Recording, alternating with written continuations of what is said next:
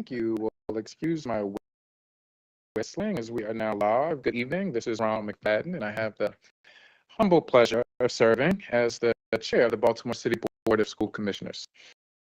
I would like to welcome everyone to our September 10th meeting of the Board of School Commissioners. If you have not done so, please mute your phone, both virtually and in the room. Anyone who does not mute their phone may be muted by the call moderator, or you may be removed from the meeting. Additionally, if you are not a board member or Dr. Santelises and her staff, please turn your video off. I will now read a roll call of the board to identify who is sworn or who is present.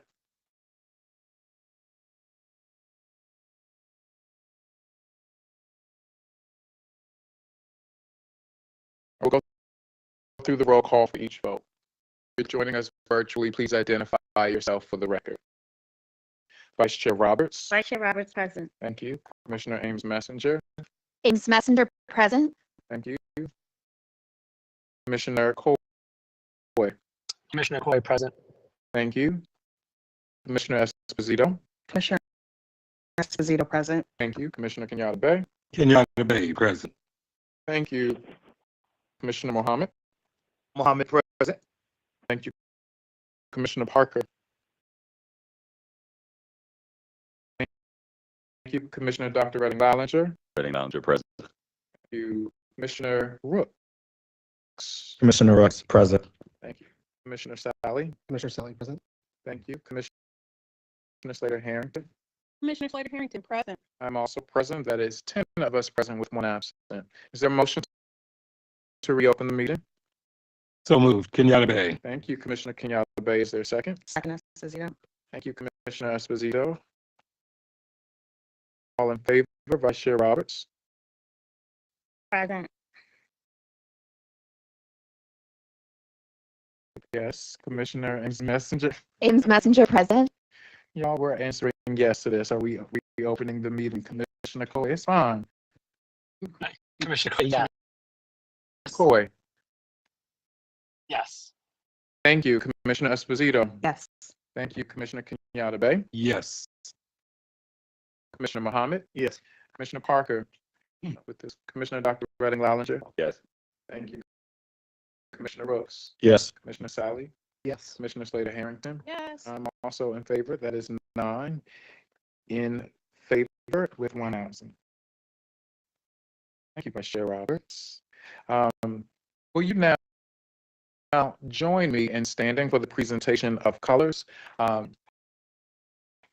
by the JROTC, the Junior Reserve Officer Training Corps from the Baltimore Polytechnic Institute, followed by a student performance where you all will remain standing as well, should you choose, by Cecil Elementary School under the direction of Ms. Alondria Mills.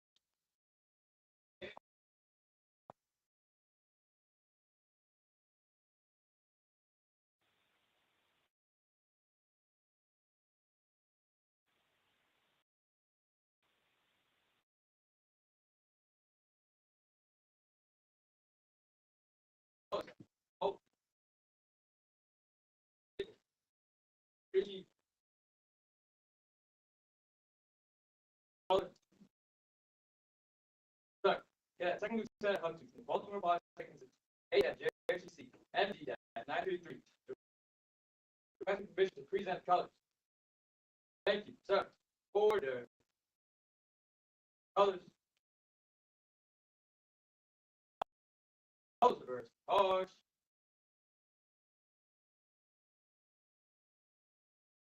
Color. Oh. Present. Colors.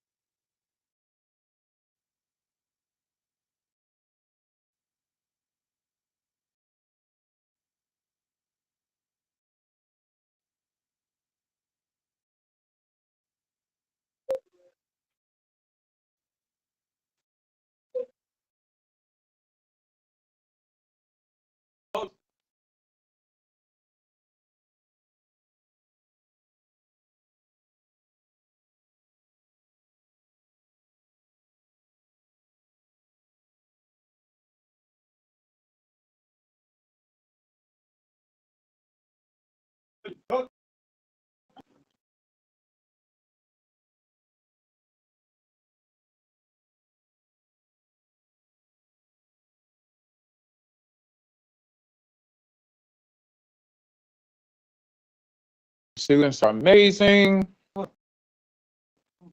Our students are amazing. Oh, they're amazing. And so our student performers, we have, under the direction of Mrs. Landria Mills. Thank you very, very much for your commitment to our students. And we again have the JROTC of Baltimore Polytechnic Institute. Can we give our students another round of applause? You know, it's not easy we're only in week 3 of school. It's not easy to be ready to perform. So you all should be very proud of yourself.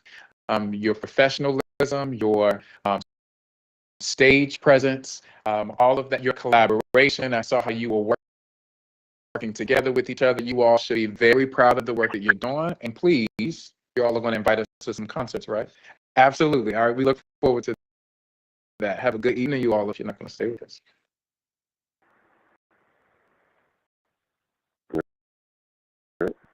Tonight, we are going to have our moment of silence read by my esteemed colleague, Commissioner Slater Harrington. I would like to also add to that, as we as a nation and as a state have experienced some loss within school buildings. And so I would like to make sure that we lift up the students that were impacted by the shooting in, I believe that was Harford County. In addition to the staff and the students who lost their lives at the Georgia mass shooting incident as well. Commissioner Slater Harrington. We're going to start with a brief moment of silence.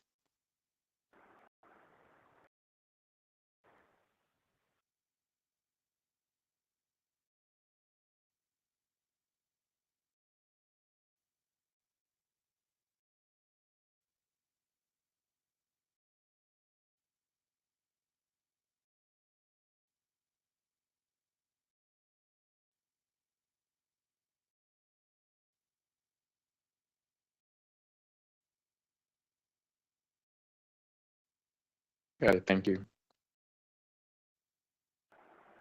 Is there a motion to approve the prior open session summaries? Thank you, Vice Chair. Is there a second? Second, Kenyatta Bay. Is there any unreadiness? All in favor, Vice Chair Roberts? Yes. Commissioner Ames Messenger? Yes. Commissioner Coy? Yes. Commissioner Esposito? Yes. Commissioner Kenyatta Bay? Yes. Commissioner Muhammad? Yes. Commissioner Parker, has Commissioner Parker joined us? Got it, thank you. Commissioner Dr. Redding Lowland? Yes. Commissioner Brooks? Yes. Commissioner Sally? Yes. Commissioner Slater Harrington? See. Thank you. I'm also in favor. That motion passes unanimously. The members who are present. Is there a motion to approve the closed session summaries? So moved, Roberts. Thank you, Vice Chair. Is there a second? Second, Kenyatta Bay. Thank you, Commissioner Kenyatta Bay. Any on readiness? Vice Chair Roberts? Yes. Commissioner Ames Messenger? Yes. Commissioner Coy? Yes. Commissioner Esposito? Yes.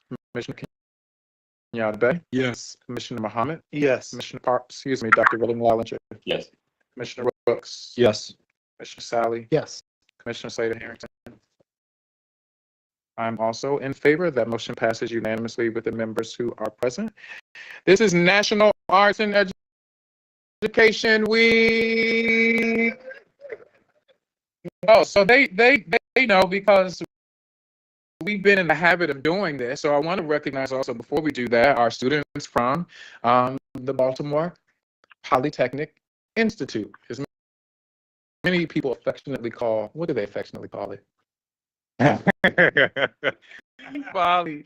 All right, so we have Cadet Major Peter Myers, our unit commander. Where are we? Yep. There you are. We have Cadet First Lieutenant Caleb Ando. We have Cadet Senior Airman Luis Villanueva. Look at me. Look at that. Cadet Tech Sergeant Diana Ritchie. We have Cadet Airman Rafael Cedro.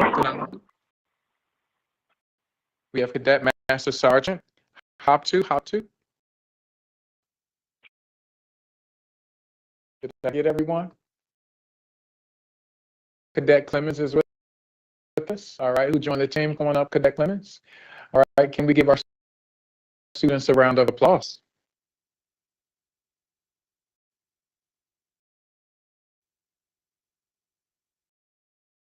Thank you, cadets. I will always stop meetings for our students.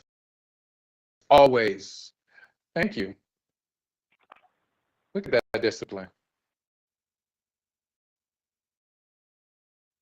So with this being National Arts and Education Week, studies have shown that a child's exposure to the arts, Commissioner Kenyatta Bay will attest, provides an outlet for self-expression, helps process emotions, builds confidence, improves social emotional learning, builds the ability to collaborate with others, builds the ability to synthesize almost every other content that there is imaginable. The arts allows for that to happen. Can we give a round of applause to all of our arts educators in city schools? To celebrate National Arts and Education Week, our students are showcasing their talents through visual art shows, musical performances, and more. Show your support for our young people this week by attending an event or simply finding a creative way to incorporate art into your daily routine. I also want to express, we also would like to express our sincerest appreciation for our city schools arts educators for the love you pour into our students each and every day. For many of our young artists, this is their first critic or their first super fan, our arts educators. So your support and dedication keeps them inspired and on the path to greatness. Thank you to all of our arts educators out there. Another important observance this month is National Hispanic Heritage Month. From September 15th to October 15th, we recognize the historical influence of Hispanic and Latino Americans in the United States. Experience the Hispanic heritage around you by educating yourself on the culture, supporting a local Hispanic or Latino business, or even volunteer or donate to an organization near you. Next, I want to highlight some community engagement opportunities for our parents and our students. The first is the return of our free immunization clinics. City Schools is partnering with Total Healthcare to ensure that our students have the school-required immunizations needed for success. Throughout September, City Schools will host several immunization events where students of all ages can receive immunizations such as Tdap, polio, hepatitis B, and many more at no cost to our parents and our families. The next free immunization event is scheduled for Friday, September 13th from 10 a.m. to 3:00 p.m. here at the Baltimore City Schools District Office. Another event is our back to school skate night. Anyone know about that already? Okay, well, let me tell you. City Schools is hosting a fun skate night for families and students to unwind on the roller rink and learn more about school readiness resources. The event is on Monday, September 23rd. Save the date. Monday, September 23rd at Shake and Bake from 5:30 p.m. to 8:30 p.m. To register for an immunization event or for the back-to-school skate night, please click on the event calendar located on the City Schools website for more information. And lastly, I want to take some time this evening to acknowledge the donors who have made contributions to the Fund for Educational Excellence on behalf of Baltimore City Public Schools in the 2023-2024 school year. The Fund for Educational Excellence serves as a local organization education fund for Baltimore City Public Schools. Last year, funding received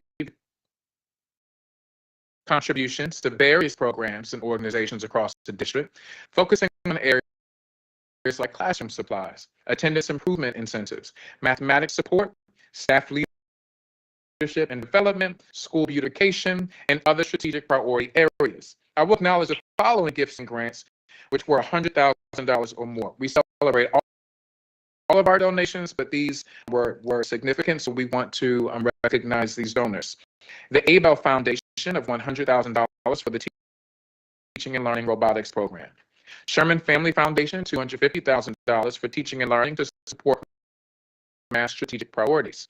Wallace Foundation for $2,945 for Equity Office, our Equity Office, and the continuation of Equity Center Pipeline Grant Initiatives.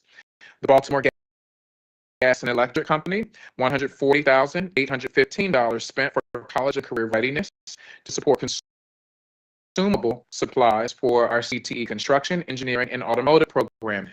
Dream Big, $124,641 spent for family and community engagement for a grant to support the Cherry Hill Education Program Initiative. The Bill and Melinda Gates Foundation, $444,793 spent for the Math Community Learning Network, $431 spent for the Baltimore Secondary Literacy Improvement Community Grant Initiative, and $2,154,310 spent for the 9th grade On Track to Graduate Grant Initiative.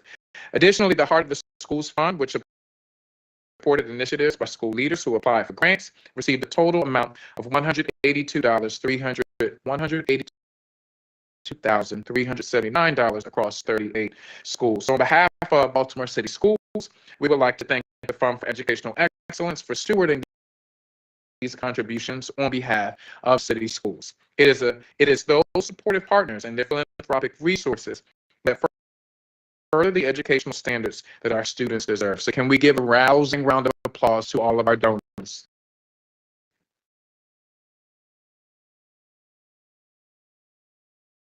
there a motion to approve the personnel, employment, and payroll agenda for this evening?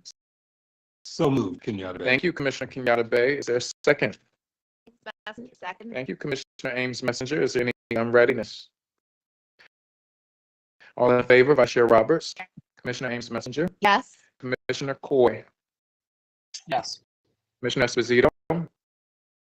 Yes. Commissioner Kenyatta Bay? Yes. Commissioner Muhammad? Yes. Commissioner Dr. Redding Lallinger? Yes. Commissioner Sally? Yes. Commissioner Slater Harrington? Yes. I'm also in favor. That motion passes unanimously with the members who are present. We'll now turn it over to Dr. Santelises for her remarks this evening. Thank you very much, Chair. Good evening, everyone. It's good to see everyone out. We have had a fabulous start to the school year. I had an opportunity to visit a number of schools over the last 2 weeks, but one I want to highlight is Edmonton Westside High School today, where I went and got a chance to spend some time with Ms. O. And Ms. O is a community grandmother who has served and volunteered at Edmonton Westside for a number of years. I got a chance to learn from her that actually her key position in the school is right up front. She does intake with students. She has actually mastered our new Evolve system, so I was glad glad to hear that. But most importantly, one of the things that Ms. O said, which I think characterizes a lot of how we are beginning this school year, is that she takes the time to know each and every student, to make sure that she is looking in their face when they come through the door, to see how they are, to see who they are. And as she said to me, this is not just taking care of this school, this is taking care of my community. So I want to shout out Ms. O, had a great visit there at Edmondson, as many other schools today. And I did tell Ms. O that I would give her a shout out at tonight's board meeting. So hopefully she got to hear as well. As we get started, I would like to call Chief Emily Nielsen for this evening's PEP agenda.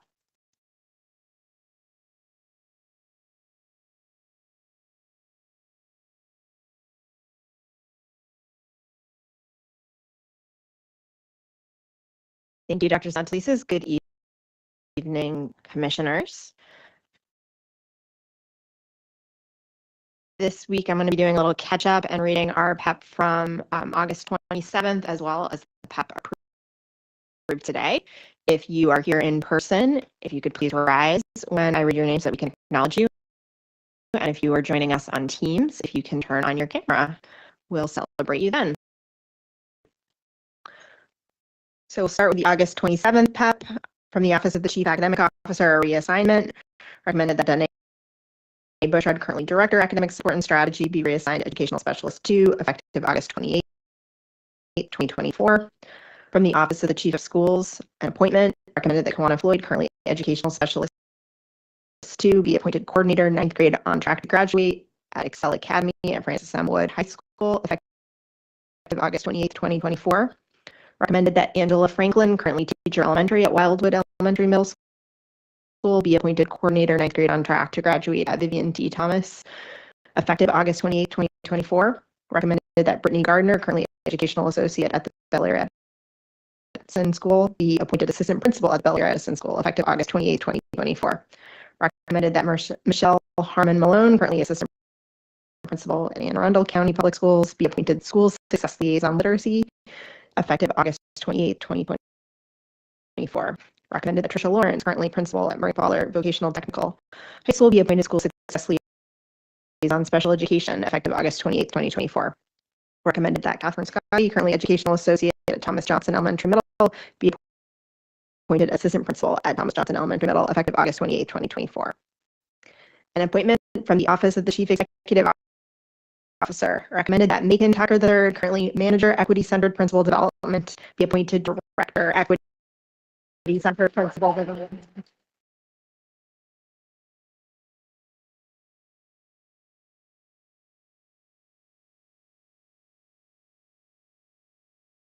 Oh my goodness, there's excitement around Mr. Tucker. There. And then our CEO notification from August 27th from the Office of the Chief of Schools, a reassignment. Michelle Gooseby, currently Assistant Principal at Callaway Elementary, be reassigned Assistant Principal at Mount Washington School, effective August 28, 2024. Michael Johnson, currently Assistant Principal at Mount Washington School, be reassigned Assistant Principal at Sharp Lynn Hall Elementary Middle, effective August 28, 2024. Galen Laird, currently Assistant Principal at Sharp Lynn Hall Elementary Middle School, be reassigned Assistant Principal at Waverly Elementary Middle School, effective August 28, 2024. And acting Lorraine Richardson, currently acting principal at George Washington Elementary, be reassigned principal at New Song Academy Elementary Middle, effective August 26, 2024. And now for today's PEP from the Office of the Chief Academic Officer, appointments. Recommended that Kim Deschamps, currently doctoral student at the University of Maryland, be appointed Coordinator, Early Learning Programs, effective September 11th, 2024. Recommended that Sean Lindsay, currently Educational Associate at 12-month, be appointed Educational Specialist Instructional Technology, effective September 11th, 2024. An interim appointment. Recommended that Lauren DeStasio, currently Coordinator, School Turnaround, be appointed Interim Director, Summer and Expanded Learning, effective September 11th, 2024. From the Office of the Chief Executive Officer, an appointment. Recommended that Kara Jean, currently Specialist Equity, be appointed Educational Specialist 2 Equity, effective September 11th, 2024.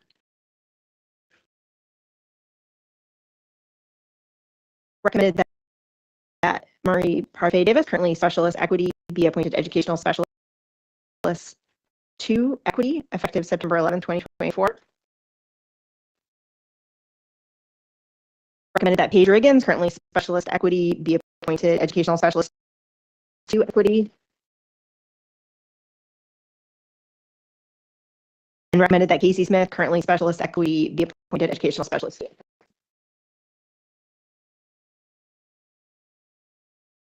For our CEO notification today, an interim appointment, that Greta Cephas, currently Principal and Special Assignment, be reassigned to the acting principal at George Washington Elementary, effective August 26, 2024. And from the Office of the Chief Executive Officer, reassignment, Danielle Byerson, currently Educational Specialist 2 Whole Child, be reassigned Educational Specialist 2 Equity, effective September 11, 2024.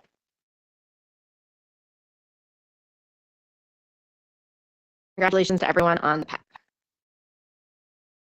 Thank you, Chief Nielsen. As has become our practice, I will also read a little bit more about the new principal at New Song Academy, Lorraine Richardson. Her career spans 15 years at city schools, most recently as acting principal at George Washington Elementary School. She has also served as resident principal at Billie Holiday Elementary, assistant principal at Dr. Bernard Harris Elementary, and a classroom teacher at Leith Walk Elementary Middle School. Ms. Richardson earned a bachelor's degree in education from Morgan State University, a master's in literacy and instruction, and a specialist degree in administration and leadership from Walden University. Congratulations, Principal Richardson.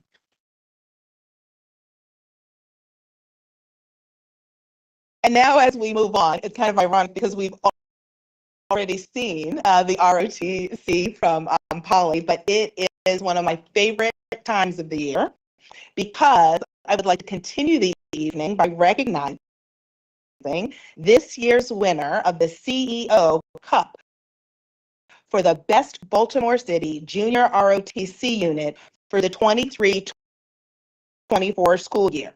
All units in city schools compete annually for this honor by participating in citywide competitions and activities. And the winning unit will display the trophy, this trophy that I cannot even pick up, in their school for the following school year. It is now my great pleasure to recognize the Junior ROTC unit at Baltimore Polytechnic Institute, who served as our color guard this evening, as the winner of the CEO Cup for school year 23-24.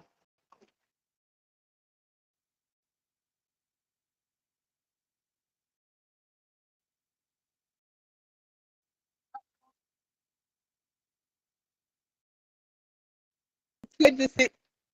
So congratulations to you both.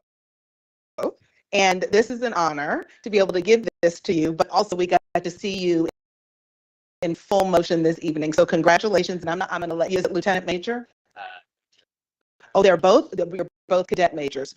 So good, the two of you can carry this trophy together. Congratulations, both cadet majors. Good to see you all, and congratulations.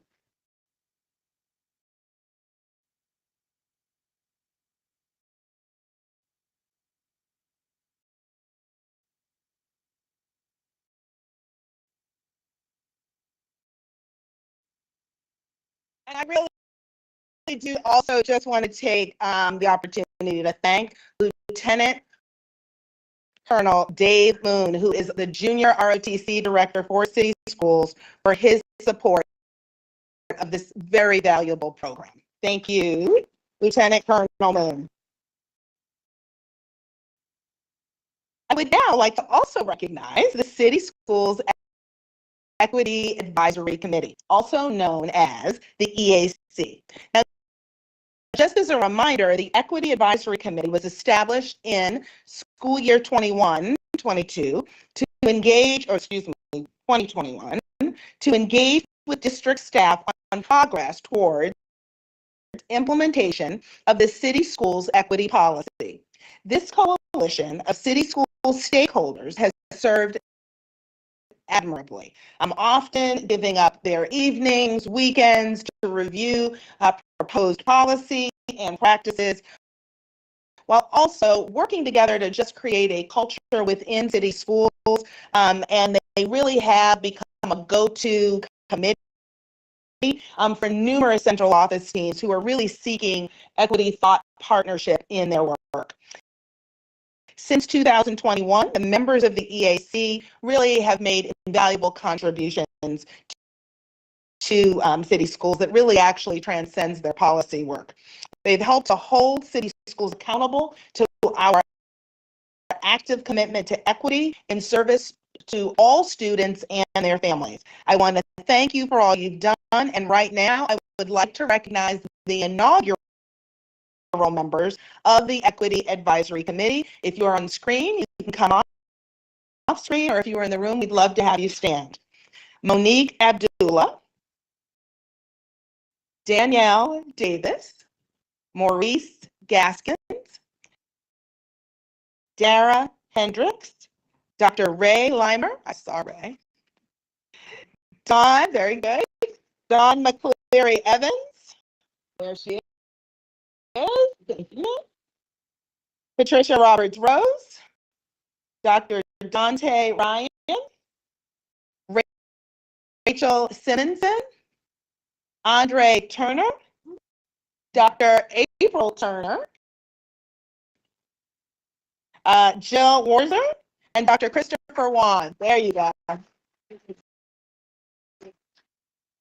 So congratulations, and I really just want to thank you all because being inaugural in anything is never easy, but you all really did set the pace for the work that we are doing now. So I would also like to recognize the newest members of the Equity Advisory Committee who officially started their terms this afternoon during a celebration held here at Central Office. Those members are Jenna Adams, Kadeem Baluk, Emily Cannon Coleman, Erica Gravette, Isaiah Gregory.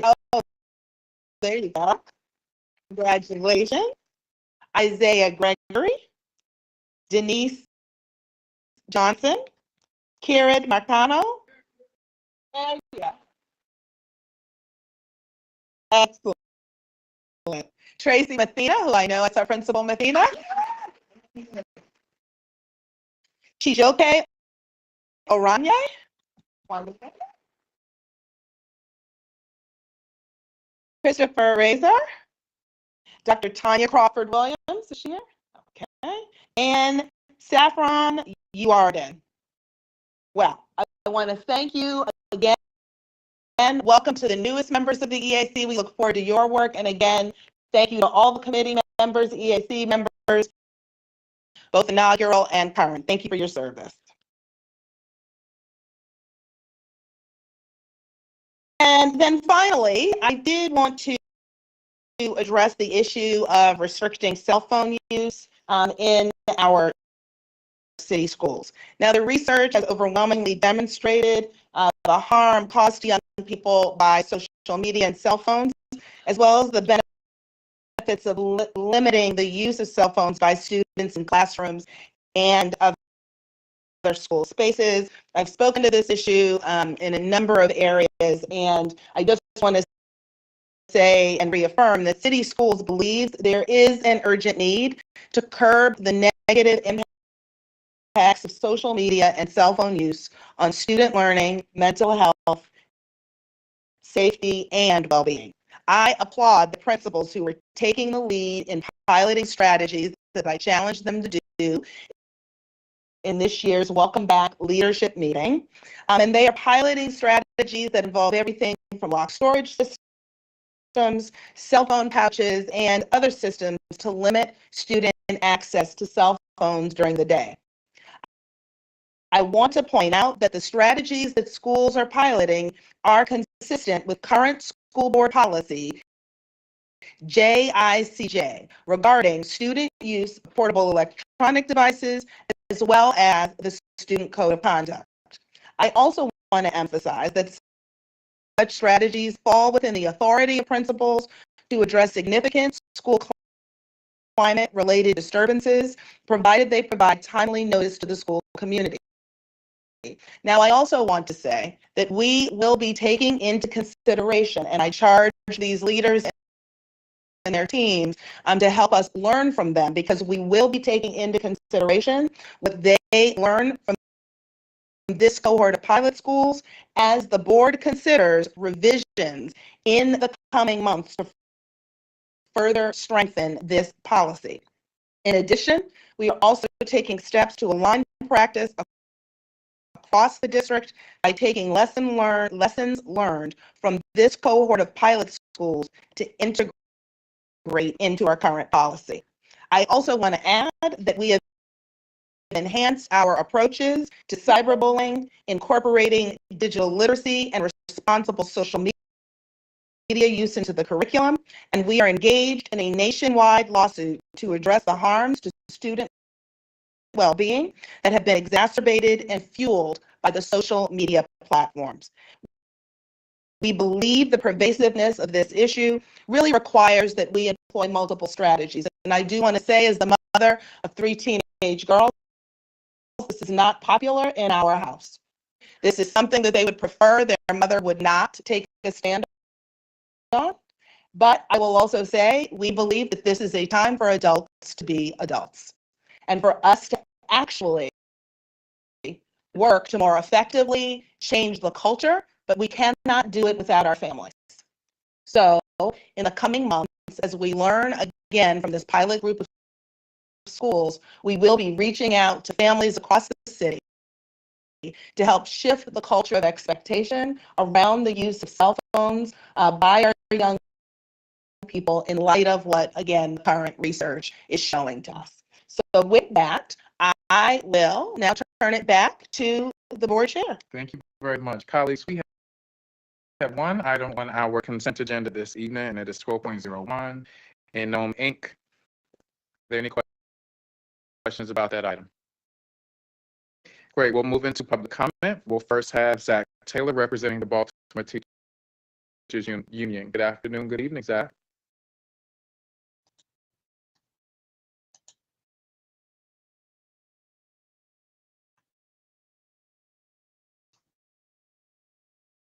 Good evening. Happy new school year. It's my 18th year in city schools, and unfortunately, the last few years, we've had some chronic issues with our payroll and pay stubs and self-service.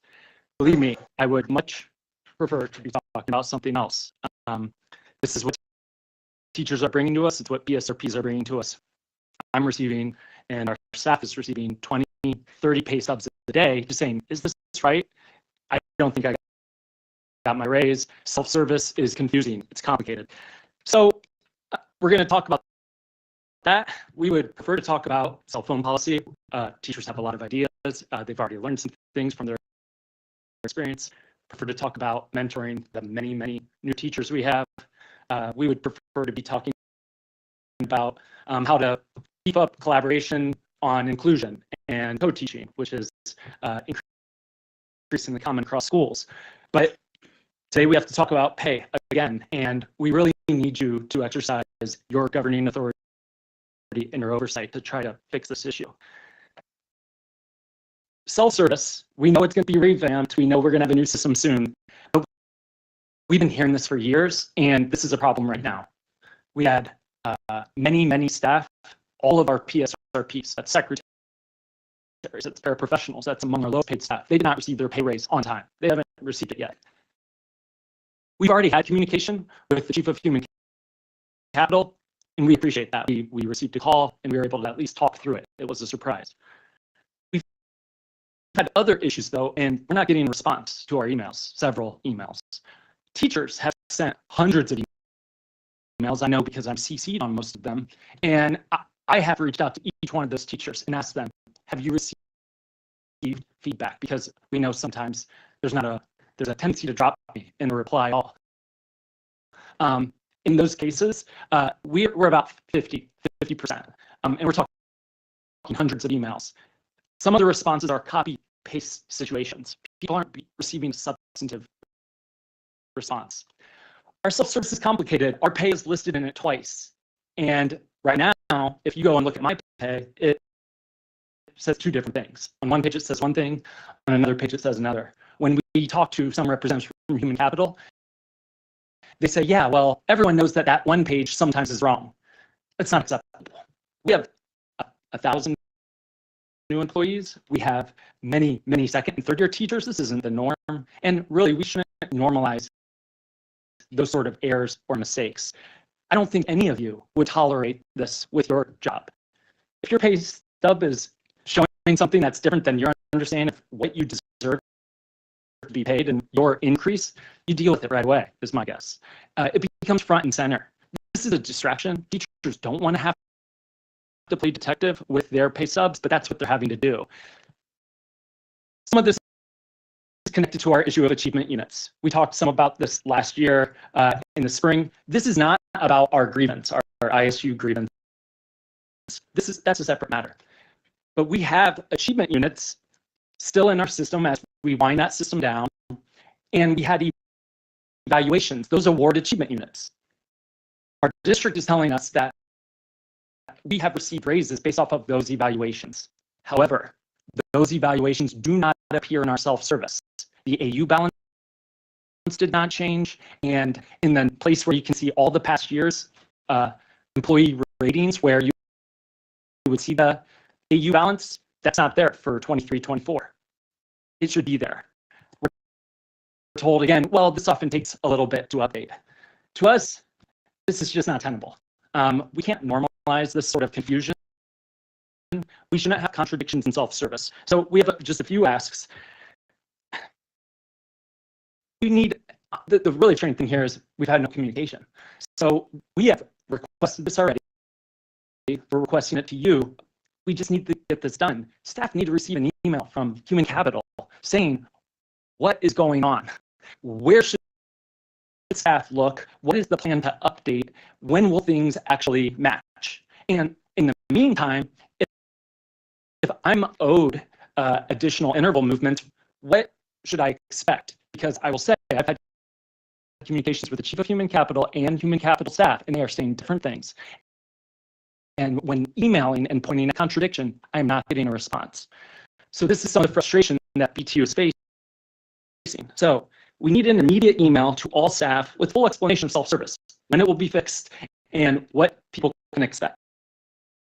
We need update self-service. We need a substantive response on the emails that have already been sent. And we also want to ensure that all owed salary increases are paid ASAP. And I want to emphasize, I do not believe this is like the workers on the ground falling down on the job. This is a prioritization and a management issue. This is an issue about saying we have urgency and we're going to have accountability to make sure that this happens from the top and that there's oversight. Teachers feel that they're the only ones being held accountable. This would never be tolerated if we had these sort of errors with student documentation. So we want this to be fixed. We appreciate your work and thank you. Thank you, Zach, very much. We now also have Ms. Sheila Billups, who's the chair of our Special Education Citizens Advisory Committee. Good evening, Ms. Billups.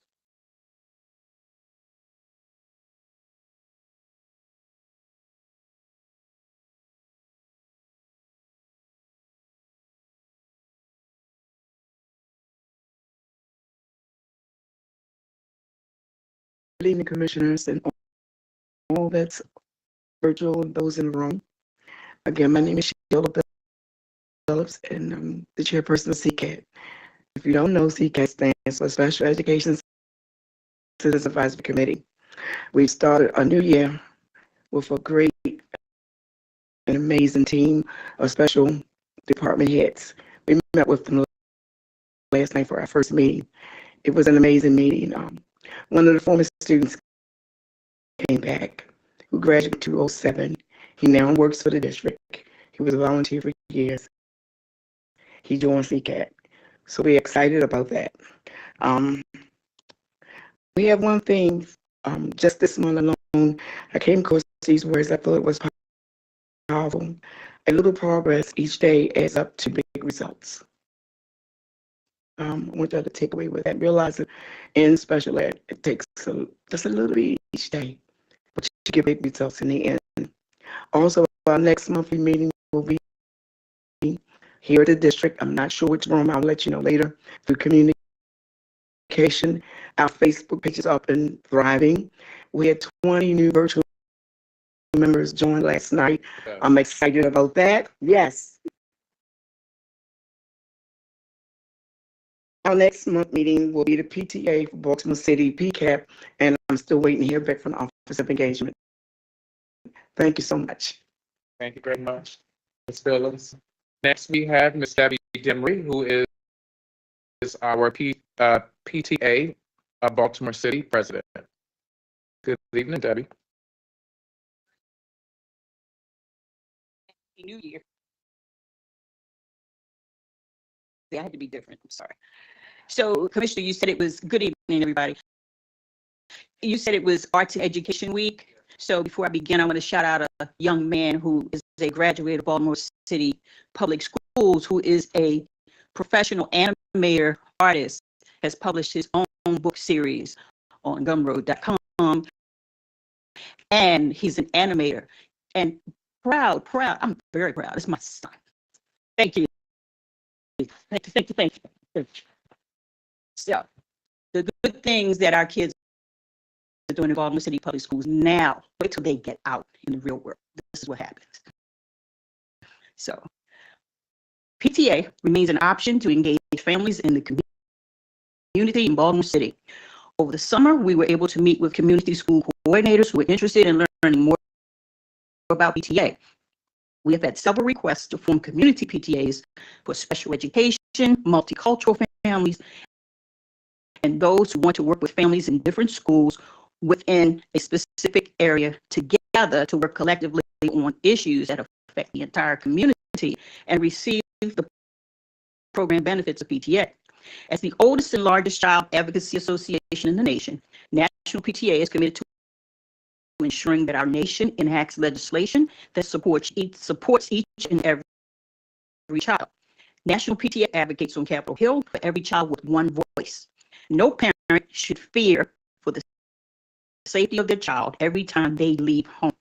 That's why PTA members advocate for sensible gun safety and violence prevention policies to help keep our children safe. We advocate to federally fund research on the causes and effects of gun violence on youth and communities, as well as evidence-based strategies to reduce gun violence, establish education programs to teach students, parents, and the community members about gun safety and violence prevention, restrict internet gun sales, including kits that can be used to make and modify guns, and ban access to military-style semi-automatic assault weapons. Enough is enough. So thank you very much.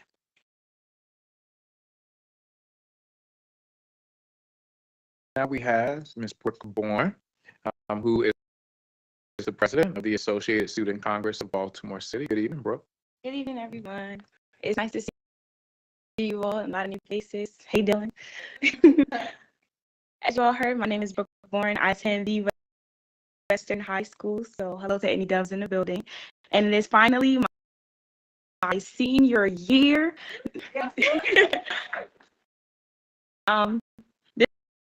This is my second year serving as ASCBC's president, and I'm here to update you all on our progress as new student leaders are making up our executive board. After the election over the summer, we had a retreat to set our goals for this school year that Dylan couldn't attend to because he was, working with you all, but that's okay. And we wanted to go over how we wanted to set our goals and how we wanted to appoint staff this year. We appointed 7 staff members with 4 out of the 7 being completely new to ASCBC, so that's always a treat. And with that being said, some provisional goals that we would like to bring to the school board and city schools community attention are increasing access for multilingual students in ASCBC leadership. To start, we discussed offering some student-led workshops at our General Assembly entirely in Spanish, so that way we can begin to overcome one language barrier at a time.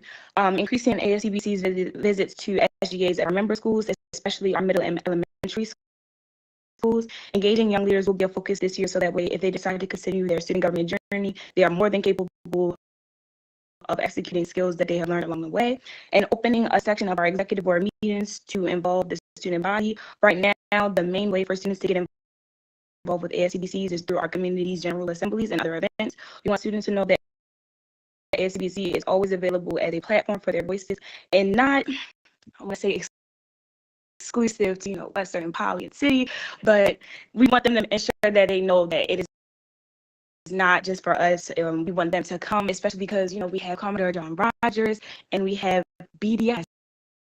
I never would have thought, and I'm so happy because I didn't even really have that yet, but that's not the point.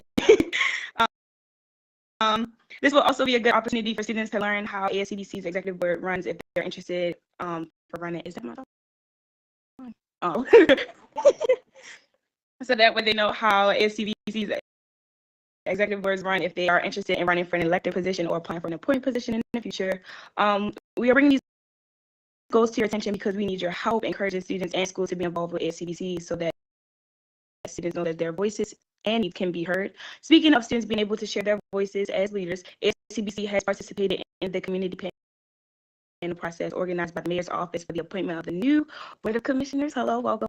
And combined this with over 25 hours of student time between reading applicant materials and participating in interviews and deliberations. ASCBC is proud to represent our student body and selecting the people who will be making decisions which will impact our education.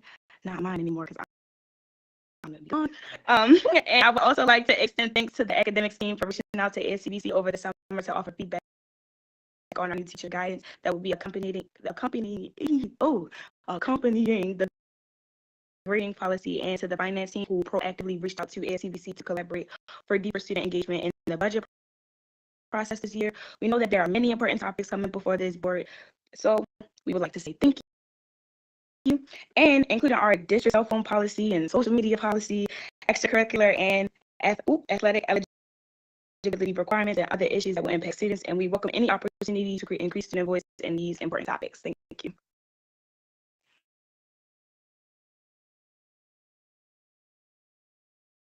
Thank you, Brooke, and I don't want you to allow the legacy that you have on ASCBC to be wasted because you're a senior and you're going to leave us, right? Right. There are a lot of things that you all have done, and a lot of things that you've done and facilitated under your leadership over the past year, and now this year that is leaving ASCBC in a better place, and that's a strong leadership attribute, right? You leave things better than how you came into them. And we think that you're doing that. I know you're doing that, and it is clear. And I look forward to joining you all at the October General Assembly. Okay. Oh, you're going to be. It's already there. It's already there. That's little. That's small, right? Keep reaching higher and higher because you make us proud, right? You are you're graduating. As you graduate, you continue to leave your mark, and that makes us all in this room feel like, oh, we did something, right? And so keep soaring, keep going high. We believe in you, and we look forward to hearing from you all at the next meeting. Is there a motion to? I'm sorry, we have public comment. Dr. Jenkins. Thank you. All right, a couple more reminders for public comment. The board recognizes the importance of receiving public comment on matters of educational interest. Each speaker shall be granted 3 minutes. Official time will be kept. You will receive an audible warning at 3 minutes. Please conclude your remarks in a sentence or two, not exceeding 15 seconds. No speaker may use this opportunity to air employee grievances or make complaints on behalf of specific students. Speakers must stay on the agenda topic for which they signed up to speak and may not verbally or personally attack a school system employee or board member. Should speakers stray from this guidance, they will receive a warning to immediately redirect their comments and may have their microphone turned off or comments stricken from the public record. Thank you again for your interest and participation in City Schools education. And with that, we'll move to our first public comment. And it is from Latoya Knighton. The topic is school safety, and this will be an email read, so I will read this. As a veteran teacher deeply committed to the safety and well-being of our students, I feel compelled to voice my concerns and recommendations regarding our current school safety protocols, especially in light of the recent and tragic school shootings across the country. 1, secure classroom doors. of the most immediate and effective measures we can take to enhance safety is ensuring that every classroom door can lock from the inside. This simple yet critical upgrade would provide a crucial line of defense in the event of an emergency, allowing teachers to secure their classrooms swiftly and effectively. Our current system, where many doors do not lock, are difficult to secure, both students and staff vulnerable. Number 2, comprehensive training and drills. Effective safety measures require more than just physical upgrades. They also necessitate rigorous and ongoing training. We need a structured plan for regular safety drills, training, and training sessions, similar to ALICE, ALICE, Alert, Lockdown, Inform, Counter, Evacuate training model. These sessions should be designed to prepare both staff and students for a range of emergency scenarios. And we must ensure that school leaders reserve adequate support and resources to implement these plans. It is essential that our training programs are not only thorough, but also adaptable to the evolving nature of potential threats. Number 3, enhance support staff. The presence of trained counselors, school psychologists, and social workers is vital to maintaining a safe and supportive school environment. These professionals play a key role in addressing the underlying issues that may contribute to violence and ensuring that students feel secure and supported. By increasing the number of support staff in our schools, we can better address mental health concerns, foster a positive school climate, and build stronger, more resilient communities. Just a second. Just a little bit more here.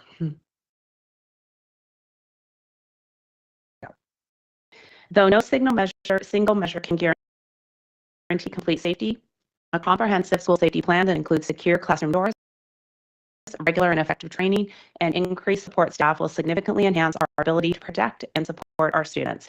It is our collective responsibility to ensure that our schools are safe havens for learning and growth. I urge our policymakers and school leaders to prioritize these critical measures and invest in the safety and well-being of our students and staff. This is from Latoya Knighton. Our second public comment is from Danielle Medley. Agenda topic, school safety and the mental impact on families. Commenting live in person. Go ahead and come forward. You'll have 3 minutes. Okay. I just want y'all to know how nervous I am. So bear with me. So again, my name is Danielle Medley, preferably Danny Medley. I reside in the Bella Edison community. I developed one of 2 groups. The first one being building, educating, and aligning neighbors.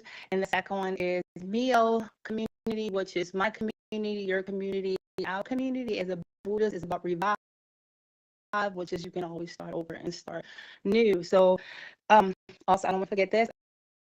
I also joined the organization through my travels in the community, ARROS, which is the Alliance to Reclaim our schools. So one of the things I started off with this past summer was, I know as old as I am, was the whole officer friendly piece, was how do we bring police officers, school police especially, and police officers that pretty much are part of our community back into the community through activities and so forth and so on, which I feel will help our youth. Right? Going back into the school system. And that's how I wound up with ARROS. But then I looked at it from a different perspective as a parent. So I looked at the impact of safety in a school so I can create 1,000,001 activities, involve the police, but it does not mean that children and families will feel safe. So how do we extend out of that? Before I go further, I just want to thank you guys, and I tell you that I appreciate your effort for physically being here, but mentally having an open mind just to hear us, give our opinion or our thoughts. A lot of times we look at things I look at things that happen in my personal life. I look at things that may happen in others' lives, or I look at things that may happen in a movie. And one of my favorite movies is Miss Virginia. And I look at things from the bullying perspective, which we are at ARROS now working on. And I looked at the impact that a bully may have on a student and how they can stop them from doing their best. But to go further than that, I looked at the impact it had on that poor mother. A single mother who was doing everything she can to put her child into another district just to secure his life.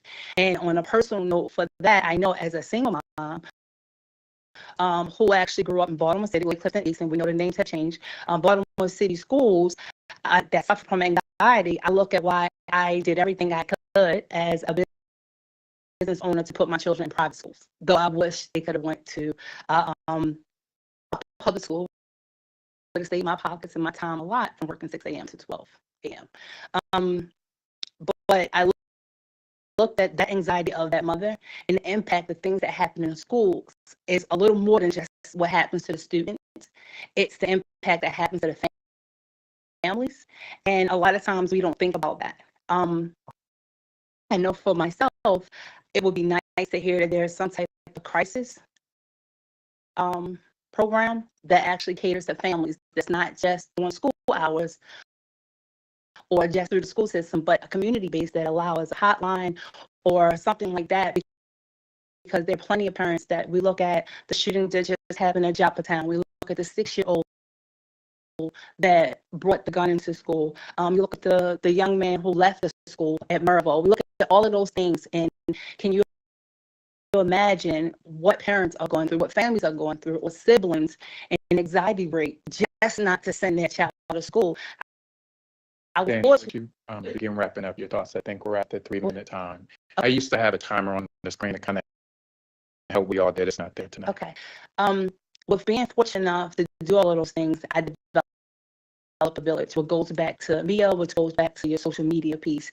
I feel like at this point in time, we can extend out a way to deal with the mental part of things and safety in schools with families. I think that would help some to at least give us all some type of peace and lower the mental health rate within the Black community especially.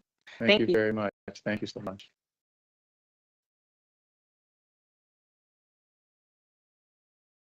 Thank you. And our last public comment is from Timothy Farrell, and the agenda topic is BCPSS approved investment partners. This will be a video.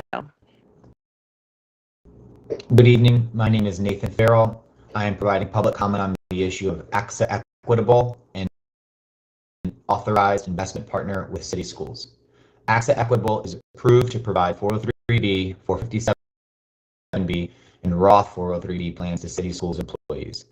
AXA Equitable is a predatory company found guilty of fraud. I encourage all the board members to search the internet for news on the U.S. Securities and Exchange Commission's lawsuits against AXA Equitable and the extensive reporting on how AXA Equitable defrauds public school teachers and public school employees around the country. You can also search for the New York Times article titled, "Think Your Retirement Plan is Bad? Talk to a Teacher," which highlights the predatory practices and the thieving representatives of AXA Equitable. Now that school is back in session, representatives of AXA Equitable are violating board city schools policy by entering city schools buildings, presenting to captive audiences during staff meetings, sometimes even invited by school administrators, and defrauding city schools employees by enrolling them in high-fee retirement savings plans with extremely costly surrender penalties. I'm asking the board to send a cease and desist letter to AXA Equitable, demanding that they stop sending their representatives to city schools. I'm asking the board to send a letter to all city school leaders and front office staff, reminding them that AXA Equitable representatives are not allowed to come to buildings and present to staff or spend the day in teachers' lounges recruiting employees for their high-fee and exploitative plans. I want to thank Ms. Evelyn Jefferson and the entire benefits team for their hard work during this incredibly busy time of the hiring season. I also want to thank the district for not allowing AXA Equitable to attend the New Educator Summer Institute or other upcoming resource fairs to recruit new victims. This is because the Benefits Office recognizes the documented fraud that AXA Equitable has been found guilty of and how they harm our employees. We are grateful to city schools for starting a new RFP process for 403B plans. However, it is clear that this will not stop the current harm to our educators that is happening now. AXA Equitable is the worst, and we are demanding that this board takes immediate action to keep them from ripping off teachers by selling them awful investment products. Commissioners, please commit to sending a cease and desist letter to AXA Equitable to cease sending their representatives to city schools. Commissioners, please commit to sending communications to all city schools leaders and front office staff reminding them that equitable representatives are not allowed to come into buildings or spend the day at schools. Our educators deserve the ability to save for their futures. Until better vendors are provided to us, we are asking the board to help stop the ongoing harm being enacted on hardworking employees by AXA Equitable. Thank you. Thank you very much. Commissioners, is there a motion to approve the remaining consent agenda? So moved, Sally. Thank you, Commissioner Sally. Is there a second? Second, Kenyatta Bay. Thank you, Commissioner Kenyatta Bay. Any on readiness? All in favor, Vice Chair Roberts? Yes. Commissioner Ames Messenger? Yes. Commissioner Coy? Yes. Commissioner Esposito? Yes. Commissioner Kenyatta Bay? Yes. Commissioner Muhammad? Yes. Commissioner Dr. Redding Lallinger? Yes. Commissioner Rooks? Yes. Commissioner Sally? Yes. Commissioner Slater Harrington? Yes. I'm also in favor. That motion passes unanimously with the members who are present. I'll now turn it over to our staff to present item 10.01, policy JFBB, students in state supervised care. This is the first reader. I'm going to ask our presenters, as this has already gone through committee, if we can keep our presentation as brief as possible this evening. I'm preferably under 20 minutes so that our commissioners, if they have questions, they're able to ask those. Thank you. No problem. Good evening, Commissioners. Dr. S. I am Dr. Courtney Pate. I have the pleasure of serving as the Director of the Office of Health and Specialized Student Services here at City Schools, and I'm joined this evening by Ms. Tia Gaskew. Hello, everyone. I hope you're doing well. So Tia this is our second school year serving as our foster care liaison here at City Schools. So while this presentation is about the revisions to policy JFBB, we thought it was also important to ground folks into what this work is and how this is supporting our students. So next slide, please. So students in state supervised care, this policy is JFBB and JFBB-RA, which covers all of the additional supports that our office provides to those students in state supervised care so that we can help eliminate their barriers, stability, and access to their education. Next slide, please. This policy is in alignment with board priorities 4, 5, and 7. Next slide. So just to give an idea of the expanse or how many students we're talking about here in the district, in school year 22-23, there were about 1,200 students identified as being in state supervised care.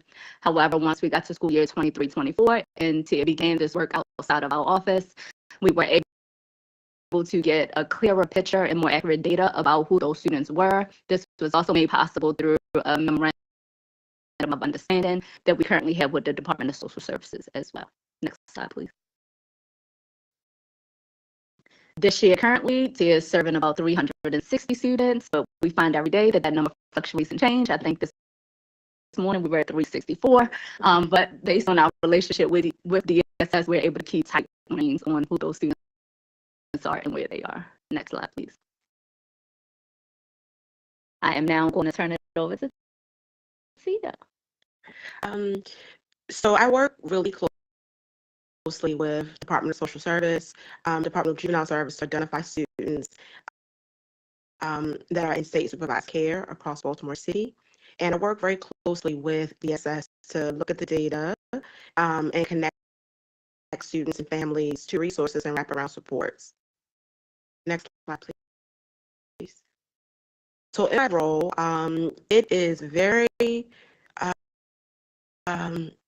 people focused. I interface with not only just school leaders, but also related service providers, staff that work in special education, the Re-Engagement Center. I am the primary contact that works closely with the child welfare agencies, and we assist in best interest determination meetings to help students regarding their school placement.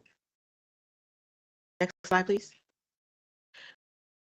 So before I get to talk about Tier 1 support, I wanted to acknowledge Andrea Fipe. She is Executive Director of the Department of Social Service. She is my partner in work. Thank you so much for coming tonight. I can tell you that we work really close together. I think we talk, text, and email every day. And I appreciate just how we've been able to develop a rapport with each other to help students in Baltimore City. So when we talk about students in state supervised care, we decided to do a multi-tiered approach. So we have tier one, tier 2, and tier 3 supports.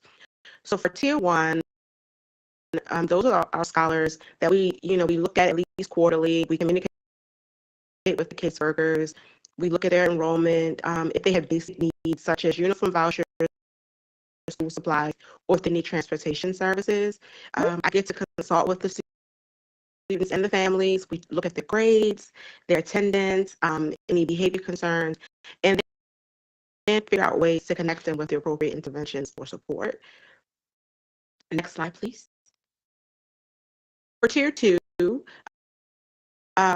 that's more of a monthly meeting with school staff, still providing the same services that we provide to kids on tier 1. We work also closely with tier 2, just in case they may start to exhibit some problems with attendance or may have some other challenges getting to school.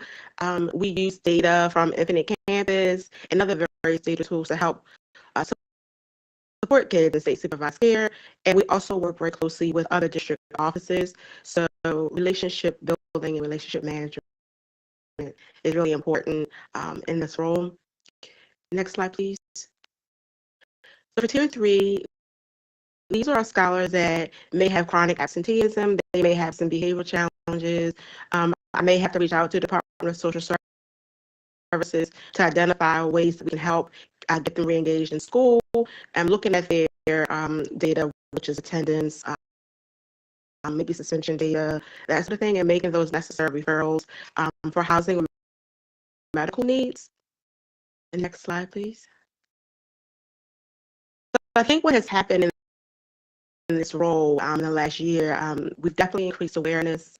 We've established some new partnerships, lots of education advocacy, and building really quality connected relationships with school-based staff and community as well. Next slide, please.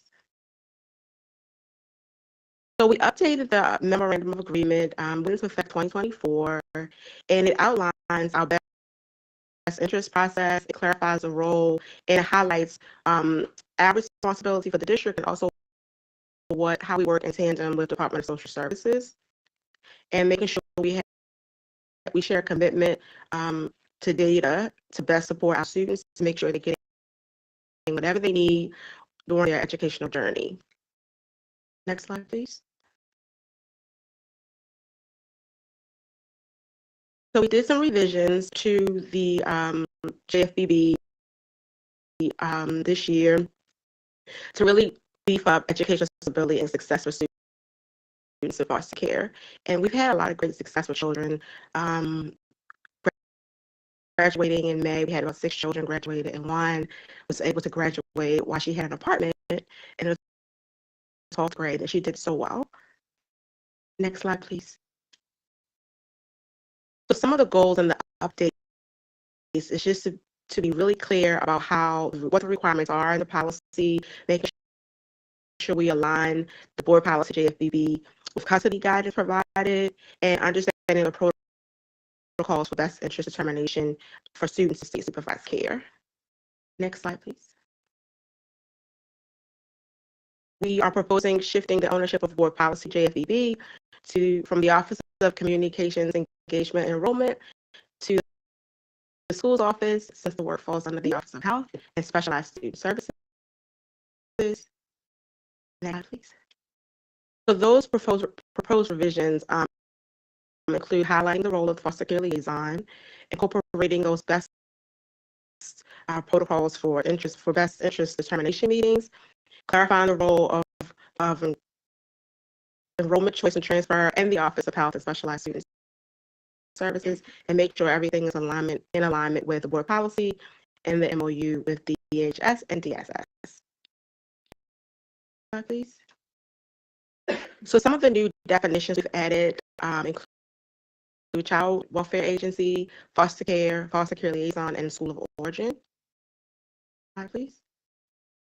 The best interest determination meeting is really a meeting that we get to talk with school staff, the foster parent, DSS case managers, and the social workers to discuss what's best for the student and how we best can support the student. We work with the foster parents in a very cross-collaborative team to make sure that we consider all options and support the student with whatever they need. Next slide, please. Transportation for our kiddos, we provide transportation based on this best interest determination meeting, and I'm trying to keep kids at the school of origin just for school stability. And I coordinated with the Office of Pupil Transportation to ensure student needs are met. I also work closely with the Office of Special Education to determine if a student has a disability, and that will also qualify them for additional transportation services. Next slide, please.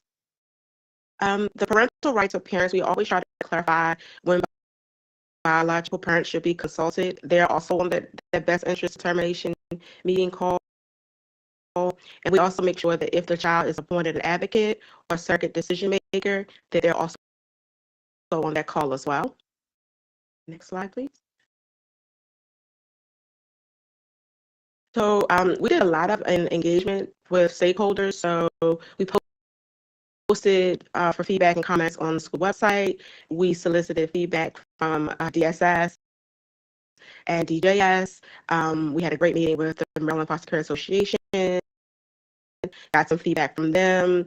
We also sent emails to school operators, CCAC, the advisory committee, and the Associated Student Congress of Baltimore. Next slide, please. Before I get started on this slide, I want to take the time to say a big thank you to Commissioner Esposito. Thank you so much for your passion, your feedback on how we can best support students in state supervised care. It means a lot.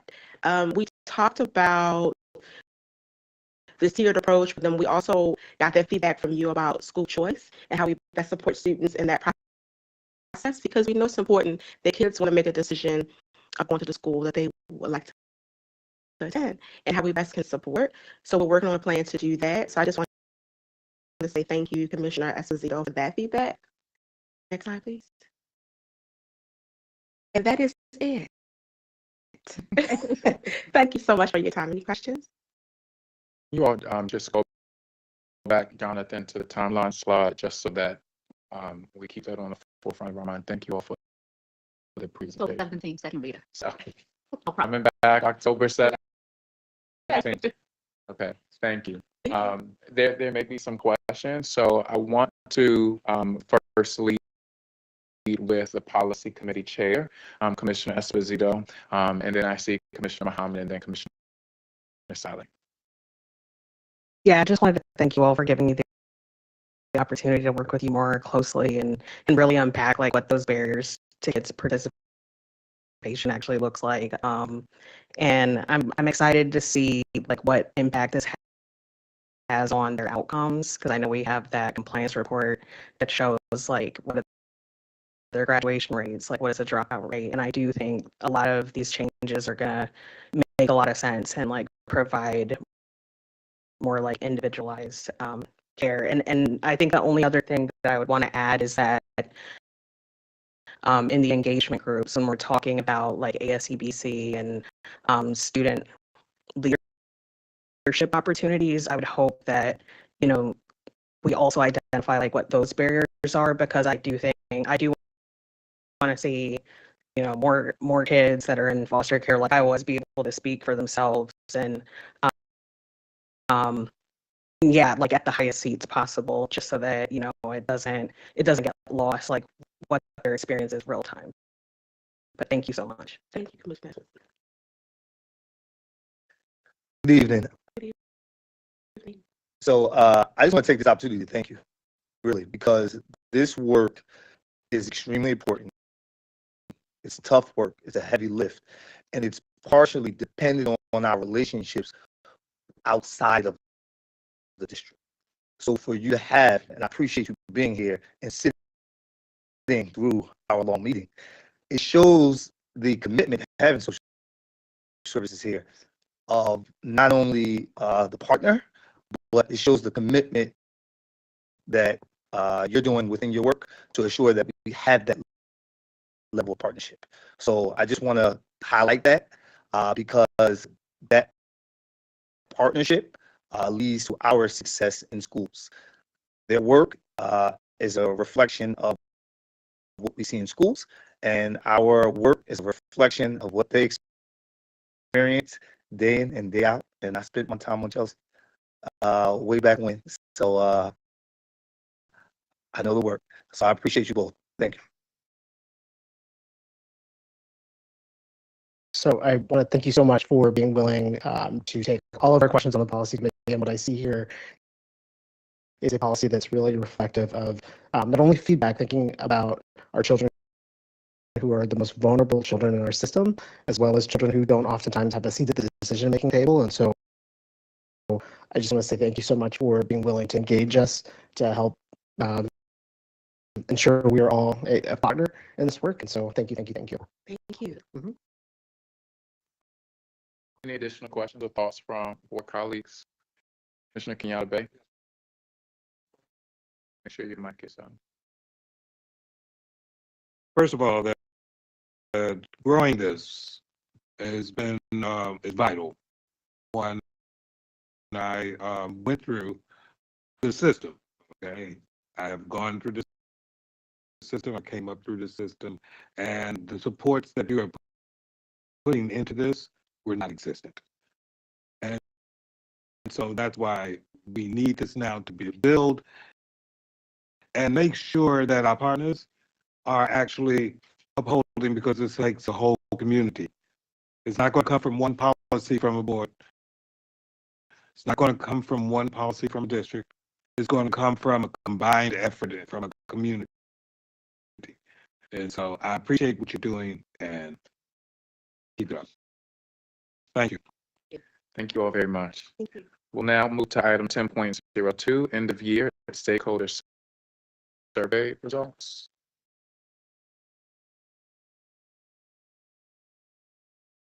We're going to ask similarly in the style of our committee meetings that we keep the presentation as brief as possible to allow opportunity for dialogue and questions from commissioners.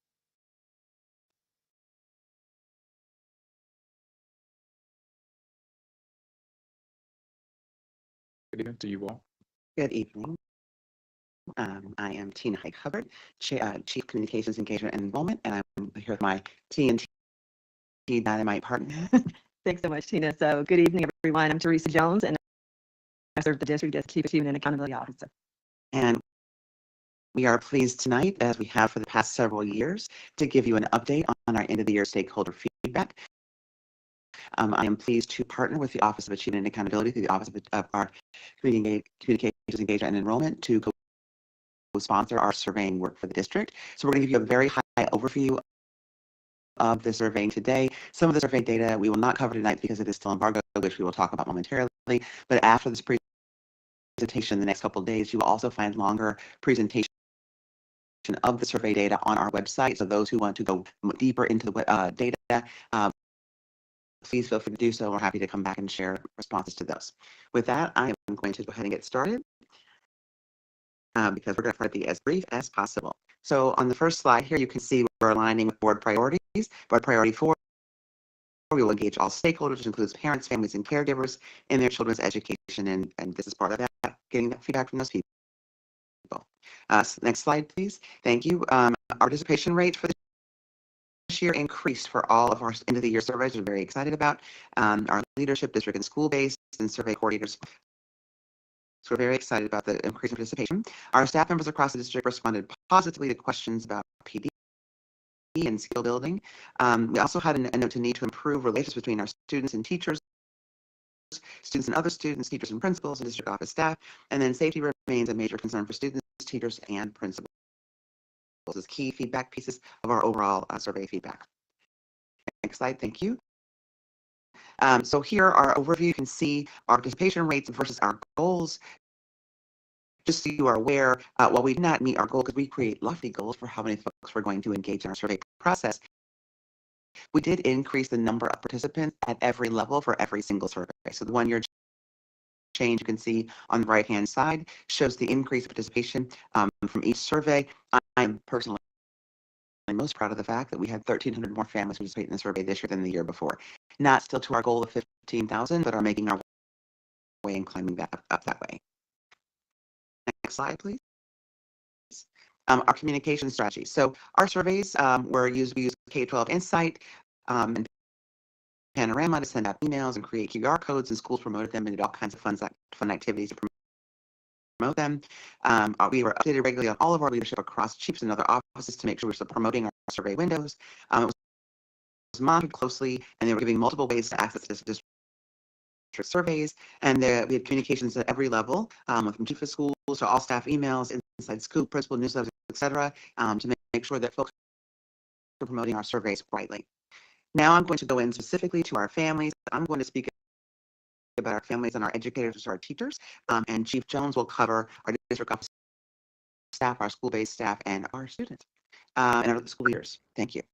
So here's quickly for our avenues for family feedback. We had our end of the year family survey, which, as a side reminder, that we use Panorama as a partner for those surveys. We also had POSSA polls. Those are our texting polls that are happening on a regular basis. We have a question regarding, say, budget or calendar or other items. We can get an immediate response from our parents.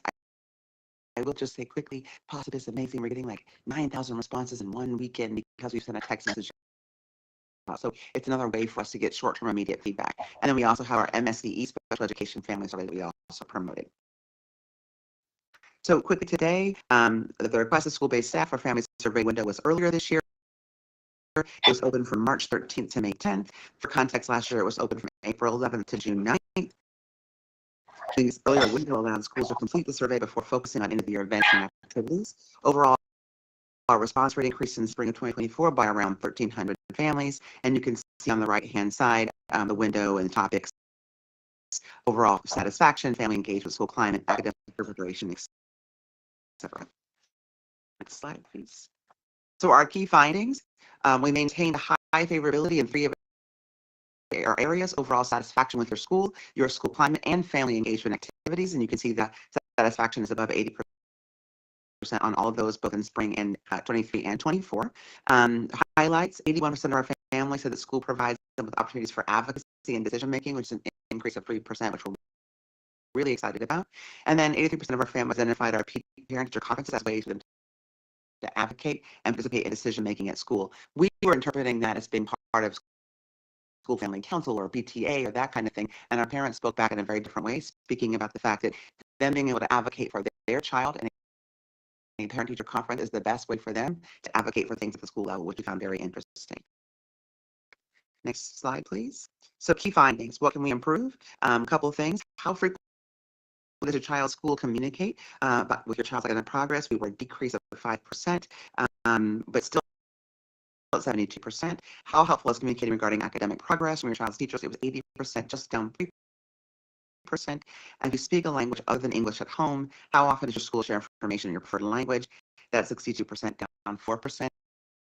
As many of you are aware and already know, we have our language access landscape analysis that is actually happening right now, and we are really invested in making sure that we have a different level of engagement with our families who speak languages other than English in their home. Information for this we share with our school teams and our family engagement team, providing additional ways to support our schools with the lower scores in this area to help them improve significantly. So just lastly, our key findings and open-ended responses.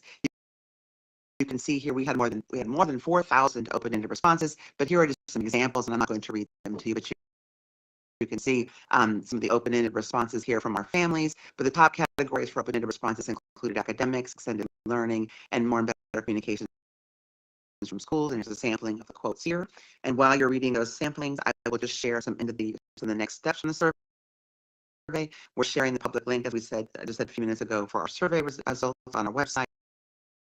We're going to also share results and examples of how to use this data with our school-based teams, including the back to school night presentations, offer sessions to our community school coordinators on incorporating survey results into their annual work and planning, offer training to school teams and results of the family survey, reviewing the open-ended questions, and convening a family survey work group to get feedback on the process. I will also offer that we have Panorama, who can provide coaching to principals on how to utilize survey data to increase outcomes and drive improvements. And my office also tiered the schools based on the survey data, tier 1, 2, and 3. We shared with ILEDs today, where we're going to figure out where our ones need least support, so we're going to give them information, but the 2 or 3 meaning the most support around their family engagement, their nights, etc., to help improve their family survey data.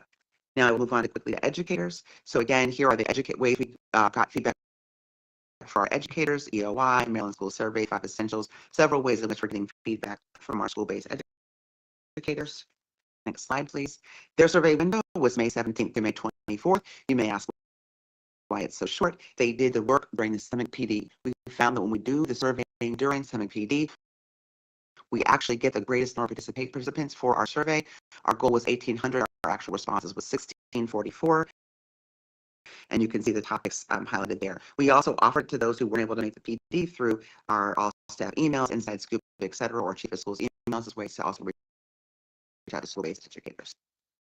Educators reported that feeling supported by their school teams and administrators, feeling the students made academic progress, and feeling connected to students was their highest areas. We're going to move on to the next one. Okay, key findings. What can we improve? So educators were concerned slightly about the value of the student learning plans. We had some feedback on goal setting and visibility into student data at work, and then sort of seen as busy work, or is it actually useful? But educators saying they needed more support for PD to meet all the needs of all their learners, and school culture and climate challenges persist. We will say that while the SLP was a theme, it wasn't as one of the bigger highlights. It was just one of the concerns. So we're looking into how SLPs will be utilized for this coming school year.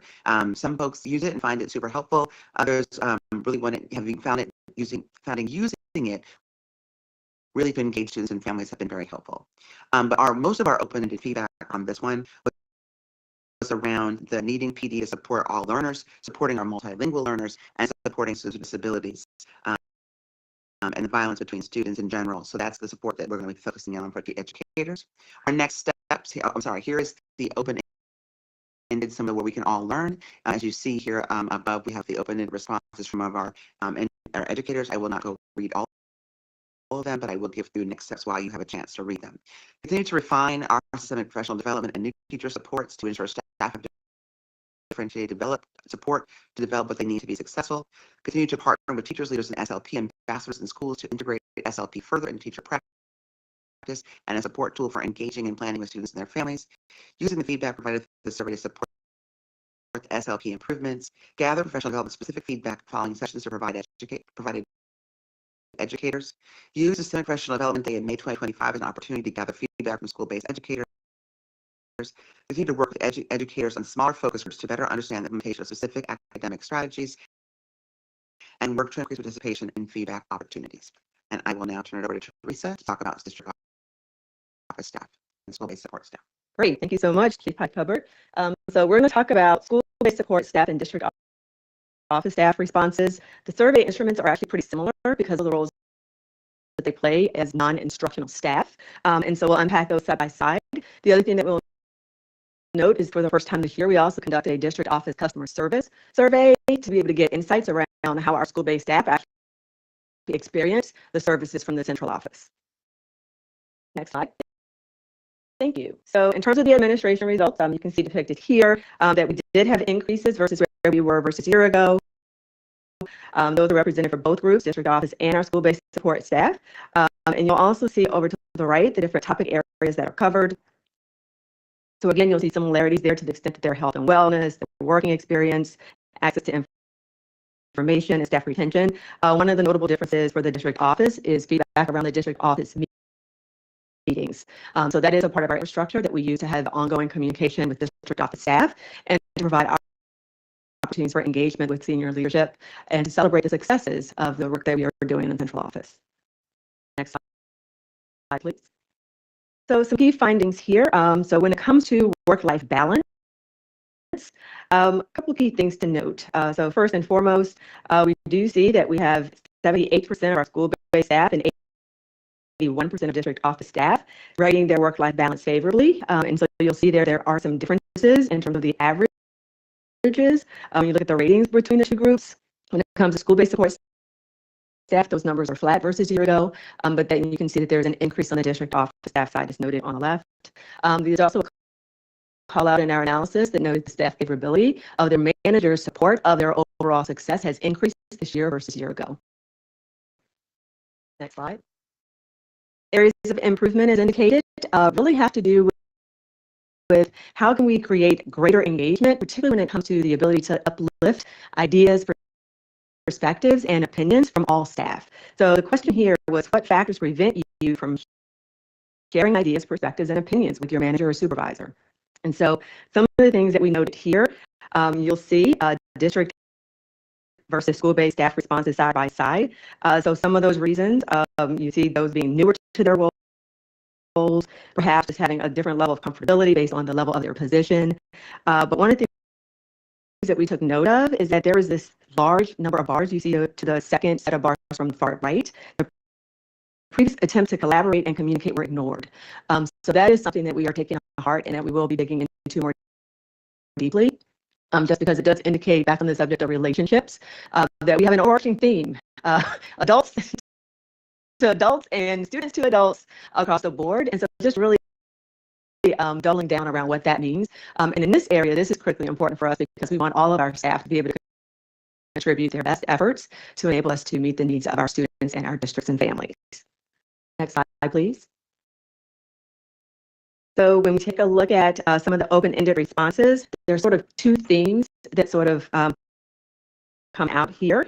So on the left side, some of the things that were contributing to individuals not sharing those ideas, perspectives, and opinions. So doubling down on the quantitative data you just saw, we see things that have to do with potential micromanagement, how previous feedback was taken and how that had contributed to them not wanting to continue to contribute, so on and so forth.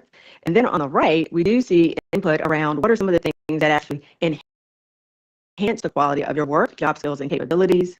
And one of the things that we noted there is information. So there is an ongoing theme around how communication and access to information really does make a difference. And then also just wanted to make sure that folks had access to the tools and resources to do the jobs that we expect them to do. So that is also coming through as another theme. Next slide. At this point, we're going to turn to our school leaders and share some insights and share with you some of the ways that they were engaged over the course of the year. Next slide. So as we've noted, there are lots and lots of ways we get feedback. So tonight, we're going to highlight the results from that end-of-year school leader survey. But again, we did want to note that they were participants in the district office customer service survey that I referenced earlier. There is also a survey that is conducted by the state, which is around wellness, and that is the Triennial Wellness Assessment Survey. And then there's also the Valid survey, which is essentially a 360 feedback survey that also is utilized as input towards the school leader's evaluation. Next slide. So when it comes to administration, this is one of our key highlights and success stories in terms of the new methods of communication and outreach through our school's office, really making an impact. And so not only do we have the window here, which was slightly less than a month, so looking at June 10th through July 1st, but you'll see that we actually had a large increase in the number of participants reflected in this year's results. So you'll note there is while we have a goal of 110, we exceeded that to the tune of 178 participants, which is a considerable increase versus last year's participation, which was only 46 individuals. One of the things that we want to note and really commend the school's office around is their use of multiple methods of communication and also support through the CLN structure. And so thinking about the use of the weekly updates, the CLN newsletters, having discussions during the end of year checklists with school leaders and managers and the instructional leadership executive directors. We think that that was actually a game changer for this year because it kept this work front and center, and it allowed them to increase the participation, as you see noted here. And you can see here the breakdown across the 3 different groups of school leaders, our principals, assistant principals, and principal residents, as reflected in the 178 respondents, excuse me. Next slide. So key findings. So interestingly here, because I mentioned earlier this theme about relationships, there were a lot of positive and favorable relationship-related comments coming through in the responses on the school leader survey.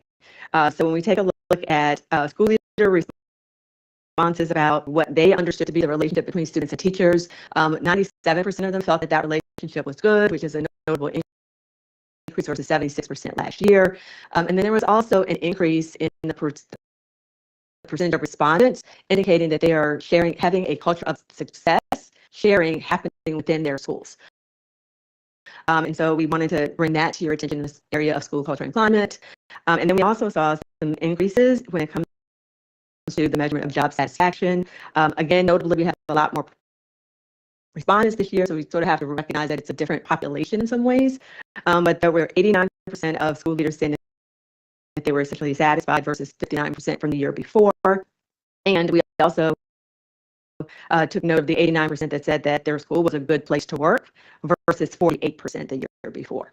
So again, some notable improvements. And as we're unpacking these results with schools and with CLNs, et cetera, it'll allow us to better understand actually what's underneath the numbers when it comes to the actions that are being taken.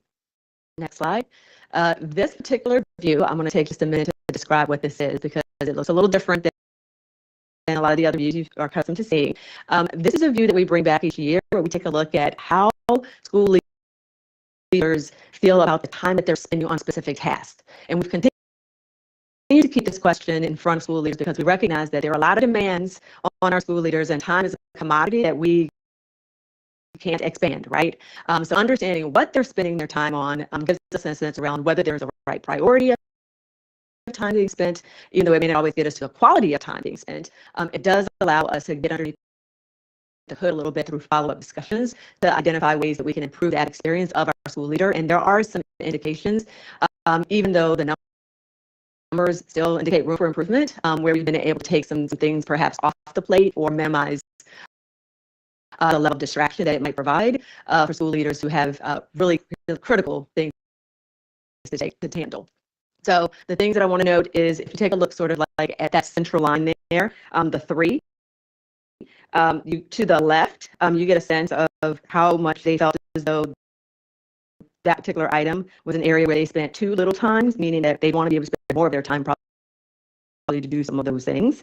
Whereas on the right side, it's an indication that they're spending too much time on it. So really kind of what we want to keep our eye towards is kind of like that central line that is more or less the sweet spot of saying, like, I'm probably spending the right amount of time in that particular area. So again, it's not perfect, but it does give you a relative comparison around how those tasks are being viewed. And so the thing that we note is that where they felt like they were spending less time, where they want to spend more time, is essentially on student interactions. So that is up from 3.4 last year to 3.8 slightly. They also continue to report that they don't spend enough time on principal collaborations. And then we also noted that curriculum-related tasks dropped from the just right amount of time to almost too little time spent compared to last year. So there are some shifts that we need to take note of, and we'll get a better sense of, particularly as we have restructured some of the ways that we engage with our school leaders through the Leadership Institutes, through the CLN meetings, et cetera, as well as being mindful of the district office demands that we put on schools and how that can take away time from these other critically important tasks, knowing that their jobs are very complex. Next slide. So when it comes to open-ended responses, there are 3 key questions that we've represented here to sort of give you some highlights. The first question was to find out, like, when they think about their overall job and responsibilities, what most affects your capacity for quality leadership as a principal? And what do you see top of the list? Time management. So some of this goes back to this fact around time being a commodity, all the different tasks, et cetera. One of the things that contributes to their success is being able to manage their time effectively. Also being able to have a handle around discipline and safety related issues, and their ability to manage the multiple leadership tasks that are come with the job. The second area, thinking about the instructional staff in your school, what challenges do you believe most affect your school's capacity for quality instruction? So thinking about that impact, 4 things that rose to the top were around mindset or buy-in, teacher training, classroom management, and student behaviors. And then last but not least, thinking about the students in your school, what challenges most affect your school's ability or capacity for quality instruction? And so what we noted there is attendance. So students that are not coming to school regularly create instructional challenges. Additionally, discipline student behaviors, level of student engagement, and we actually did see in the open-ended responses, cell phone usage being brought forth as one of the challenges, as well as community influences, just recognizing sometimes there's not, a real line between what happens outside in the community and what happens in the school, and that can also inhibit students' abilities to get access to quality instruction. So when it comes to how we are providing support in terms of next steps here, again, there's still work to be done around some of the unpacking of the results around the schools and how that impacts what we can do for our school leaders, as well as the strategies to focus on school culture and climate, because I think you've heard sort of a through line that there are still opportunity areas for us to improve upon in that space. Next section, last but certainly not least, are our students. So one thing to note here, so one of the key ways that we get student input is with the state's survey, which is the Maryland School Survey. Those results are under embargo, and so we're not going to be able to share those publicly this evening. Those results are included within the state report card ratings, and so more information about the overall district results in those areas, as well as how it contributes to the STAR ratings, will be shared when those are available release, which is right now anticipated closer to early December. However, what we can report to you now is the participation. So one of the things that we are going to walk through as sort of like the respondent groups, et cetera, when it comes to that. You'll also see that we have a number of other surveys that our students participate in. Those are much more targeted. So when it comes to the school police report card, that is used for those schools that have assigned police officers.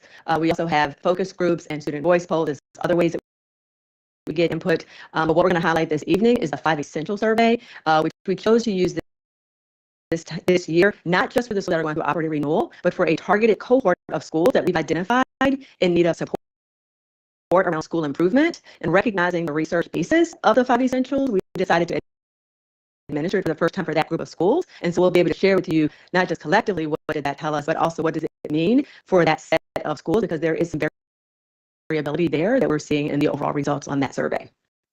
Next slide. So I referenced earlier in terms of participation rates. So key things again to note is while we've shared here not only the goal and the actual participation, we've also shared some information about schools and how they may have met the goals that we set, because we have district-wide goals, but then we actually have school-specific goals.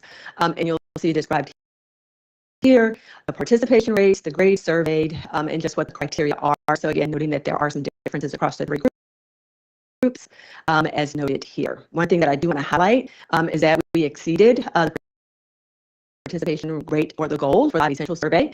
So that sort of increases our confidence that the information that we're receiving from those results really give us some good information about what's happening in those schools when you're in that 74% range. That's pretty darn good. Next slide.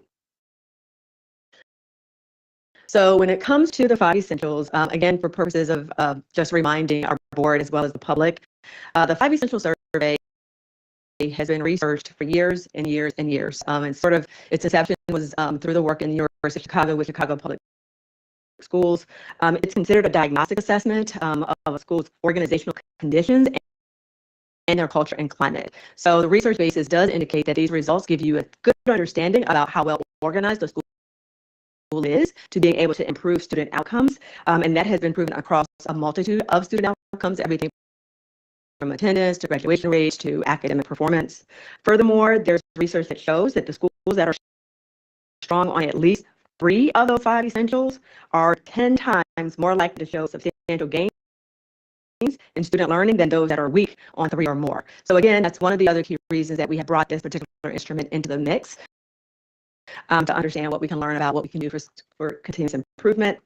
The other thing is, with the rollout of the survey, there is professional development and support for schools as they unpack the results, as well as access to the resources that the University of Chicago has put forward to actually identify practices that can be utilized to improve results in the areas identified through the survey. When it comes to the set of schools that you see listed here, I said it was a targeted group, so I'll just give you a brief overview of how they were chosen. We have roughly 23 schools that were selected here, and this was based on their report card rating results. So we actually took a closer look at what do we know about performance over time? And are these schools moving or not? Like, are they continuing to sort of hover in that lowest rating category? And if so, why might that be? And what can the survey tell us that can help us better support them? So with that in mind, we did take a look at schools that were rated 1 star in 2 consecutive years, so 2022 and 2023. There were some schools that actually had a decrease in their star rating from being a 2 rated school to a 1 rated school. And then for the comprehensive support and improvement schools, we also looked at those that were sort of in that lowest performing category that had not moved over the course of that time period. So again, just sort of a persistently underperforming profile started to emerge, and that's why we chose to look at the survey results for those schools. So what you see listed here is the performance for the schools that were a part of that cohort. The largest number is in that not yet organized category. Some of the things that we did note, however, particularly for those that are in that green organized category, is we do recognize that there have been other contributing factors in some cases. So we do have some changes in school leadership in some of the schools that are represented here. We've seen evidence of improvements, certain strategies being implemented in some of those schools. And so in some ways, it becomes an early indicator of what they may be primed to do. And for others, it may be an indication that we need to support them differently. And so as staff bring forward updates around the school improvement efforts, you'll get a better sense of what the more targeted approach is around these schools, alongside what we're doing district-wide, to the extent that we certainly want to improve all of our schools, but certainly these might need a little something extra, and these results help us unpack what that might be. So with that, I'm going to go to the next slide and go over some of our overarching next steps around our stakeholder feedback efforts. So of course, first and foremost, a lot of it is about sharing. Not just getting information to folks, but helping them understand how to use the information and supporting them in some of the ways as Chief Hyde-Cover described, with central office staff working alongside schools when it comes to that. It's also an opportunity for schools to share the results with their communities, to have some honest conversation around what's working, where they're concentrating their efforts for improvement, so on and so forth. So that is also a use of these results. It's also continuing to do the work that we do, trend analysis, and unpacking what does this mean for our efforts in control. And also, how do we consider taking these results alongside other qualitative opportunities to deepen understanding around why some of the results look the way that they do, especially when it comes to implementation of specific academic strategies. We also want to continue to review the open-ended survey responses. Those often take longer to analyze, so we brought forth some of the highlights here, but certainly as we drill down and look at schools and CLN specifics, there are things to consider there. And then we always keep a participation increase goal top of mind. So even if we were at 100%, we would still want to make sure that it's 100% again, and make sure we're leveraging our best practices to get more voices represented in these results. So with that, in the interest of time, we're going to pause there and turn it over to the board and request your thoughts and questions. I do just want to thank all the staff in different departments who have been helping us to implement the survey strategies. So just quickly, if you would give me 2 more seconds, right? Anya Jones, Chris Swan, Brittany Thompson, Aaron Searson, Maria Barros, Leah Barbara Marine, I don't have my glasses on, Patrick Warner, and then for students, Nathan or families, Holly Gonzalez, school leaders, Veronica Harris, educators, Casey Mingle, district office staff, Amar Williams, Ashley Tournier, school-based staff, Amar Williams, Jamali, and Sydney Simpson. We could not do any of this implementation if it weren't for the dedication and time and effort of those staff members. I had to say their names to them, for they're sitting there smiling right now. And they're all listening in case you have questions to go deeper into any of them, because they are the experts in each individual survey that they supported. Thank you. That's right. Absolutely. So let's go ahead before we go back to the questions. Let's give them all a big hand and a big thank you for all of the work that they put into this. Yes, we appreciate all of our staff work tirelessly every day, but especially on this. Thank you very much. Well, I do see 3 hands right now from commissioners. Thank you all for the information this evening that was presented. And particularly those next steps as well, that kind of helps guide the Teaching and Learning Committee and their thought process, as well as our strategic planning committee as we work to actualize some goals. So I see Commissioner Ames Messenger, followed by Commissioner Coy, and then we have Commissioner Kenyatte. First of all, thank you for your creativity. Even when you think about like text polling, I know that was a game changer for our family and our school communities. So thank you for that. Work around work with community schools, coordinator and just this breadth of strategy and windows. So thank you. I did have a quick question about the district generated questions.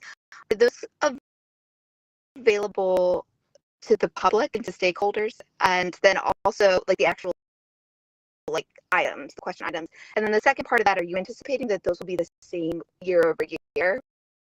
Realizing that, you know, some of the state generated ones, they're 100 questions long. There's some issues, so having an in-house set is helpful, but maybe only if those are broadly known. So I guess what's kind of the thought about the other tools that are being created?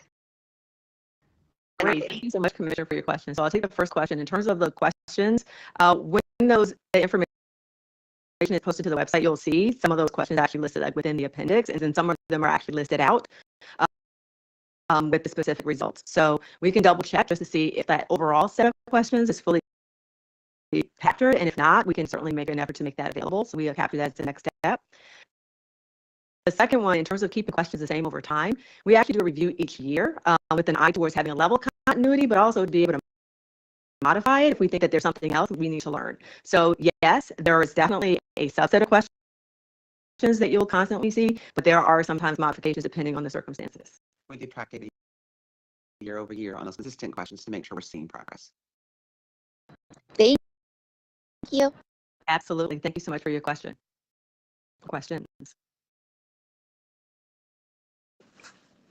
I'll add a thank you for all this work. And if I recall last year, I think it was like 10:30 or maybe 11 p.m. at night that we were wrapping up this presentation, if I remember that board meeting specifically. So I appreciate also the brevity that you all, but had in the appendix all sorts of information. My question though relates to the slide on time spent on tasks by principals. I just found that really insightful and would love to see a similar, if it didn't exist this last year's survey, to be included in this year's survey for teachers. I think the understanding how teachers feel about the ways in which they're spending their time is something I know anecdotally we hear, and I would love to see the comprehensive view that you presented for how principals are seeing and administrators seeing their time spent. Right. We certainly will make note of that, and we'll bring that back to the work group and work through what that would look like. So thank you for that suggestion. And thank you for acknowledging the brevity of our presentation, because last year I did it by myself. Starting at 10 o'clock. I think I was doing it for 45 minutes by myself. Thank you. Last 2 years ago? Yeah, that's 2 years ago, Tina. Thank you. And to add on what the commissioner is mentioning, I think it would also be helpful to then hear what our plan of action is to support teachers and to support school leaders with that time management, and how we are alleviating some tasks from them to ensure, particularly as we saw with the principals, right, more focus around curriculum, more time around instruction. That's one of the primary responsibilities, in addition to everything with the 21st century leader, school leader, but that's important. And so it was interesting to kind of see that shift with them over time. So that would be helpful for teachers as well. Commissioner Kenyatta Bay, then Commissioner Slater-Harrington. Well, thank you. That was very thorough, a very good report. At some points, some of the surveys that were presented actually are akin to me answering my wife and said, "Do I look big in distress?" You know, and the reason why I said it's a relationship between management and teachers, you know, or management at different levels. One thing that really did interest me, and a lot of things that keep being pointed back to, is communication. Whether it's the understanding of what is going on or the willingness to communicate what one is really feeling. So in any data gathering, what you're looking for is the purity of that data. You're making sure that how are you, I mean, some of this sounds really not, but when I'm getting feedback from teachers and from students on the ground and from people who are participating throughout the system, I'm hearing a consistency of either leeriness or dissatisfaction, or maybe not just total dissatisfaction, or that's the way it is, sort of understanding. How do we discern in our data gathering that difference? Because, yeah, I love this, and yeah, but it's my paycheck. I'd love to jump in quickly first on families and communication, and I'd love you to jump. So I would just offer that our families, 83% of our families say they overall have high satisfaction with their school community. And I think a lot of times when you hear people of concern, it's the 17% who are not happy, right? And so we need to understand how we support that 17% being happy. While we can celebrate 83% of the families saying they're satisfied, we need to understand and unpack what's happening with 17%. So I fully acknowledge what you're saying. I think also in terms of school-based, one of the things we heard from families that you saw highlighted in the presentation is that they were concerned about the communication from their child's school, right? And so what I started to say a little bit ago, and I go into a little bit further, is that we are looking at this data and working with schools directly, because we know that families go to schools first for everything. They come to us secondary, right? District communications, et cetera. They go to schools first. And so our family engagement team literally spent the summer working on understanding what this data means, the family survey data specifically, and then understanding and putting schools into tiers, tier 1, tier 2, tier 3. Tier 1 is, you've got this, your data's super high, we're going to provide you with support from our office, and you're going to be on your merry way, and have regular check-in once, twice, 3 times a year. Our tier 2 schools, you're going to get a little layer of support, a different layer of support around your family engagement nights, around how you're communicating with families directly, those kinds of things. Our tier 3, they're getting all hands on deck, right? They're getting the most support, working with principals and their school-based teams to understand how we change their data and support them. And we'll use the ILED, of course, information to understand, was that a new principal last year, or we have a new principal this year, so they might be a tier 1, but maybe they need some additional supports because they're a new principal. So we are working very closely with using this data to real-time change at school, specifically related to things like communication. And last but not least, our multilingual families are speaking loud and clear to us about what they need to be successful. And I am trying to be the champion of that for this district, make sure we figure out a better way to do business with our families overall. So we are working on that, and you will hear about the landscape analysis and the plan about that once we finalize that work. And one just follow up, you did lean very heavily in one section on the SLPs. And are they, I guess, a really good data gathering tool, since that we create the scenario, we plug people into it, and then we get feedback from it? Is there a consistency in that data gathering? So the feedback we got on SLP was actually the open-ended responses. And so while we got it and we want to acknowledge the concern, we had mixed feedback. We had some feedback saying it was a useful tool to better engage with families. And so we need to unpack how some schools found it really useful and others may need support or different ways of utilizing that data to help connect with families. And others felt like it was still extra. So the academics team has committed to looking, and that is next steps around how we use SLPs in a way to support teachers. So that, and I think it's growing over time. I think we had more complaints over SLP in the very beginning of it. And as we move forward, we see more and more teachers understanding the connection they can have with families and talking about that child's data and progress and agreed upon goals. So we actually are seeing progress on the use and positivity around the SLP. But we didn't want to ignore that there's still some teachers saying, I don't know if I like it, right? Just be honest. Right. Yeah. Right. Yeah. So the last thing that I'll add on the student learning plan piece, the other thing that we realized early on was that there was a lack of understanding of purpose. And is this primarily for a teacher, or is this primarily for the family? And so some of what we've started to find is that there's a greater appreciation for the value of having the student learning plan, particularly for parent-teacher conference conversations, and for the students themselves to have a sense of agency around the things that they're focusing on for the upcoming year, and to be able to measure their own progress over the course of the year. So we're having certainly some growing pains that get to the more sort of philosophical, like what is this telling me above and beyond what I as a teacher would otherwise gather as information for my student. But then it has also been improvements around how we've implemented it. So going back to what people are spending their time on, there have been efforts to streamline it, to simplify the data collection, so on and so forth, so that we could take some of that administrative burden off, if you will, through the experience, because that was also some of the feedback around live teachers really weren't buying into it because it felt like just one more thing that may have been redundant and it was inefficient in how they were being asked to complete them. So I did want to acknowledge that because that's been a part of the change over time. So again, it's not perfect, but it also shows up positively in terms of families talking about how they're getting value out of the parent-teacher conference, because those student learning plans are often one of the key resources to facilitate those discussions. So I want to acknowledge that. Just to add one more note, it is for families. It is for teachers to be able to connect with families. It is not for teachers to understand their practice better. It is to be able to lay out what they're doing with families so families have that information so they can engage in their child's learning. Yes, and if I may just answer your other two questions. So the first question was more about, in terms of like, how do we take what we're learning from these surveys and how do we know that this is accurate and how is it valid versus other things that we may hear? The first thing I will acknowledge is that these results should always be taken alongside other sources of information and data. It is one resource that has to be triangulated with others to really get a better understanding more comprehensively around what's happening in a school. It's one of the reasons that we do this, because we recognize that we all get information in a multitude of ways.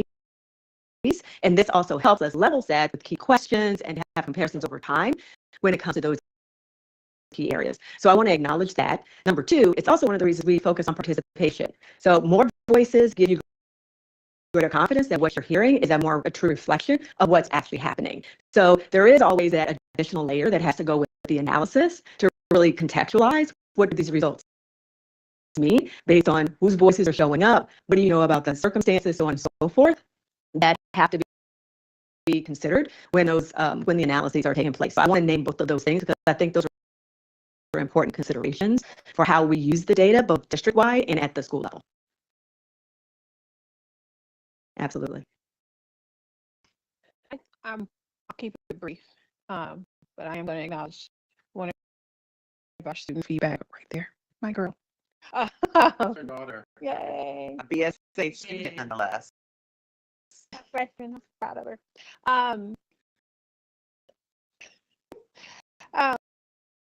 I'll keep it brief. It is just about how, and I think the chair got to some of this, how we are turning around. I find so much time, we've talked about this before, just like the sluggishness with completing surveys. I'm glad to see the increases in every category, but sometimes when we don't hear back, we're like, oh, we just give them all that data. And we know that this district is working incredibly hard to be responsive to that data. And we get a lot of data, whether it's public comment, whether it's emails, we hear a lot. And at some point, and there are times, but at some point when we aggregate everything that we've heard and turn around and say, we've heard you, and here are some broad things that we have done in response to that. And I don't know if it's prior to the line to the next survey that might inspire both some confidence that if I complete this, but just some way to reflect. We've heard you. That's right. We've taken action. We know that that's happening because we see the reports, we see the committees, we, hear the presentations. But in terms of increasing public trust in our work and inspiring confidence, I think that's an important endeavor to kind of pull together or synthesize what we hear across all of our channels and report back out what we are doing. Yeah, and I want to thank you, Commissioner, for that comment because it actually is completely aligned with how we've been thinking about the additional support, particularly for whether it's schools or central office folks around how to be able to use the data and the importance of hearing back. So it's one of the reasons that we've noted the priority around like supporting schools around how do you share this data. So if you're going to have a back to school night, what does it mean to unpack, not just these are what our results say, but what are the things that you're doing? And to the extent that you have made changes that you're now seeing reflected in improvements in your data to be able to communicate that back, because you're absolutely right. It's a reinforcement. It's like you're giving evidence that my voice matters because you did something. I'm now seeing the impact of what you did in response to my feedback, which also then reinforces the fact that the next time the survey comes around, I might be that much more likely to complete it. The flip side of it is, we tend to see folks on either extreme to be the ones that want to speak the loudest, right? Like tends to be the ones that have the complaints, but otherwise they're not going to do a survey per se, but they're going to be the loudest with the phone calls, the emails, showing up in the school. So that's why it's important to take a look at all the data, because you have different characteristics of individuals that may be more likely to actually give you feedback in one mechanism versus the other. but we still want to try to bring all of those voices into these larger data collections because it helps us better understand more holistically what's happening. And I would just add, we just met this morning about how we aggregate this data for schools, right? Because here we're throwing your family data. My team's going to talk about family data. We're going to have the student data, and this is going to talk about. Nope. What we're going to do is try to align this tool kit for them based on feedback from schools and ILEDs. We're going to ask them feedback of understanding. Here's what families are saying. Here's what students are saying. Here's what your staff is saying, and how are you cross-understanding what those things are telling you, to your point. And we hear you loud and clear on both the school aggregate, because that's important, but also the district aggregate. And I think we could leave these presentations for every year with, here's what we changed from last year based on the survey data you heard last year. And I think that's a great feedback point. Yeah, we could probably do that now, but yeah. And I'd love to hear the tiering and the differentiation across schools of what needs to be done and focusing the most effort where it's needed. So kudos on the great work you're doing, and as always, pushing for more and more. Thank you, Commissioner. And I think that can also support how families then respond. Like, what can they do then to kind of support any improvement efforts or things? So I think having those conversations with them and support that too, because the onus is not just on the folks that work in the school or the students. What makes the school is the entire community. So I think having that information and being able to clearly articulate that and really look at next steps and just what we're doing kind of empowers folks to think through, well, how can I then get involved? And with school leaders to support them in supporting families navigate ways that they can continue to be involved in the learning process. We see Commissioner Esposito and then Commissioner Muhammad. Hi, so I have questions around pre-K parents specifically, like how we're gathering feedback around the transition from like the infants and toddlers program into enrolling in the system, because I feel like some of those challenges, like if you're, especially like for someone like me that has like, this is the first time I'm interacting with the system, like how do you know, you don't have anything to compare it to, so how can you get feedback if your point of reference hasn't been like established yet, and how do we gather data or real-time feedback while it's fresh, rather than like the end of the year when it's kind of hard to remember like what those challenges were, and what is the best way for families to give feedback real time that, you know, families that may not be able to attend meetings or may have to wait till the survey. So in between the time that they're experiencing the challenges, like what's the best way for them to have their feedback captured so that it can be like articulated in this stuff. So we obviously pre-K parents can participate in the annual survey. We were doing this survey 3 times a year, just so you know, begin, middle, and end. And we heard survey fatigue, right? And that's for all of our families. We stopped doing that because it was overwhelming for us to ask them to give us feedback 3 times a year in the way we were doing it. So we have switched when we need real-time feedback, and we can talk further about what this would look like. We can do a POSIT poll. A POSIT poll gives us a quick way to talk to families about their experience, and if we can work with the Office of Early Childhood and think through if there's a need to do a POSIT poll for our pre-K families, we have a contract with them to do up to so many a year. Some of them are standard ones, like I mentioned before, budget, calendar, that kind of thing. And then we have a set of ones that we can utilize when there's a need for a question to be answered or a way to get collect feedback. So let me talk to that team. We can follow up with you directly what that would look like if we do a POSIT poll for our pre-K families and their experience. Okay, thank you. Thank you. Thank you. 2 concerns. When we look at the teacher and school communication, right now our numbers are stagnant, or you can say that they're reducing right now, 4%. And if we take what you said around, it's usually that 17%, which I would agree. What are we doing to identify and then target that 17% so that we can ensure that we're meeting their needs with regards to communication? And when we find out, if we know who the demographic is, are we working with other departments to further meet their needs in areas that we may not be meeting currently. So that's one, and then I have one more. So this is anonymous. There is no way for us to know who the 17% is, right? I don't know which parents. I know how many parents per school participated, but there's no way for us to know which parents. And it's important for the survey process, right? So we keep that the way it is. I think what we're doing is where we are seeing lower numbers is spending more time with those schools unpacking what their parents are telling them is not working well. So, and in addition to that, I suspect that part of the 17% could be our multilingual families that are not being engaged, because the numbers on those from those families are much lower than other places. So we know that for sure, and that's a way for us to engage with, identify as having a language book in English and a hum on their survey. But other than that, we don't drill down to that 17% who are not giving the survey back because it's anonymous. I appreciate that. But second question, concerned about the curriculum piece. When we see that leaders are suggesting we're not spending enough time with curriculum, that just stands out. And I know we've done a lot of work this summer leading up into school around curriculum. But just with that being here, it just stands out. So what I would like to ask, and I know would come through teaching and learning, but really getting an update on where our leaders are around how much time we're spending on curriculum. And it may not come up anytime soon. I'm sure that we already have times to evaluate that, but it is something that's concerning and it stands out when you see that.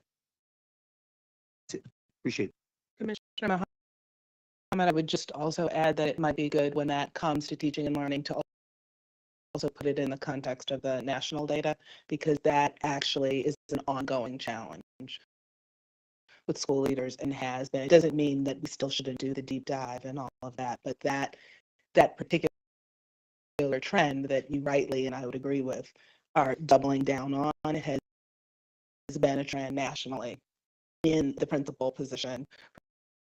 From numerous surveys, Dr. Durant knows from our work with the Wallace Grant, and Wallace has done over a decade, 2 decades now of research on the principal position, and it's a national challenge, but it is one that I think you rightly point out we need to double down on. But what's interesting when you look at the detail on this particular point, which we all noted when we were reviewing this data as cabinet, was we took a pretty steep decline from year over year. Like, I was surprised at the year over year difference. And so the piece that it cued for me is there something in particular that happened, changed, shifted from last year? We need to ask the overall question, but I was actually surprised at the shift just in the year over year. But I think some of those things would be interesting areas to bring out in trying to answer that question about what do we need to do next when we're looking at moving forward. Thank you.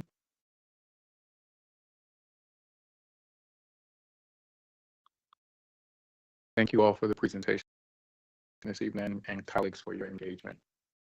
The Operations Committee will meet on Tuesday, September 17th at 10:30 a.m. The Policy Committee will meet that same day at 4 p.m. Safety and Wholeness will meet on Thursday, September 19th at 4 p.m.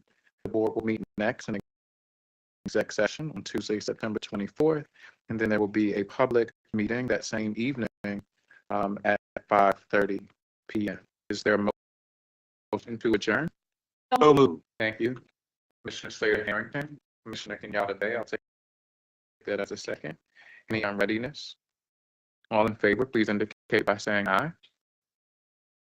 Aye. Any opposed? Hearing none, we are adjourned at 7:59 p.m. Have a great evening, everyone.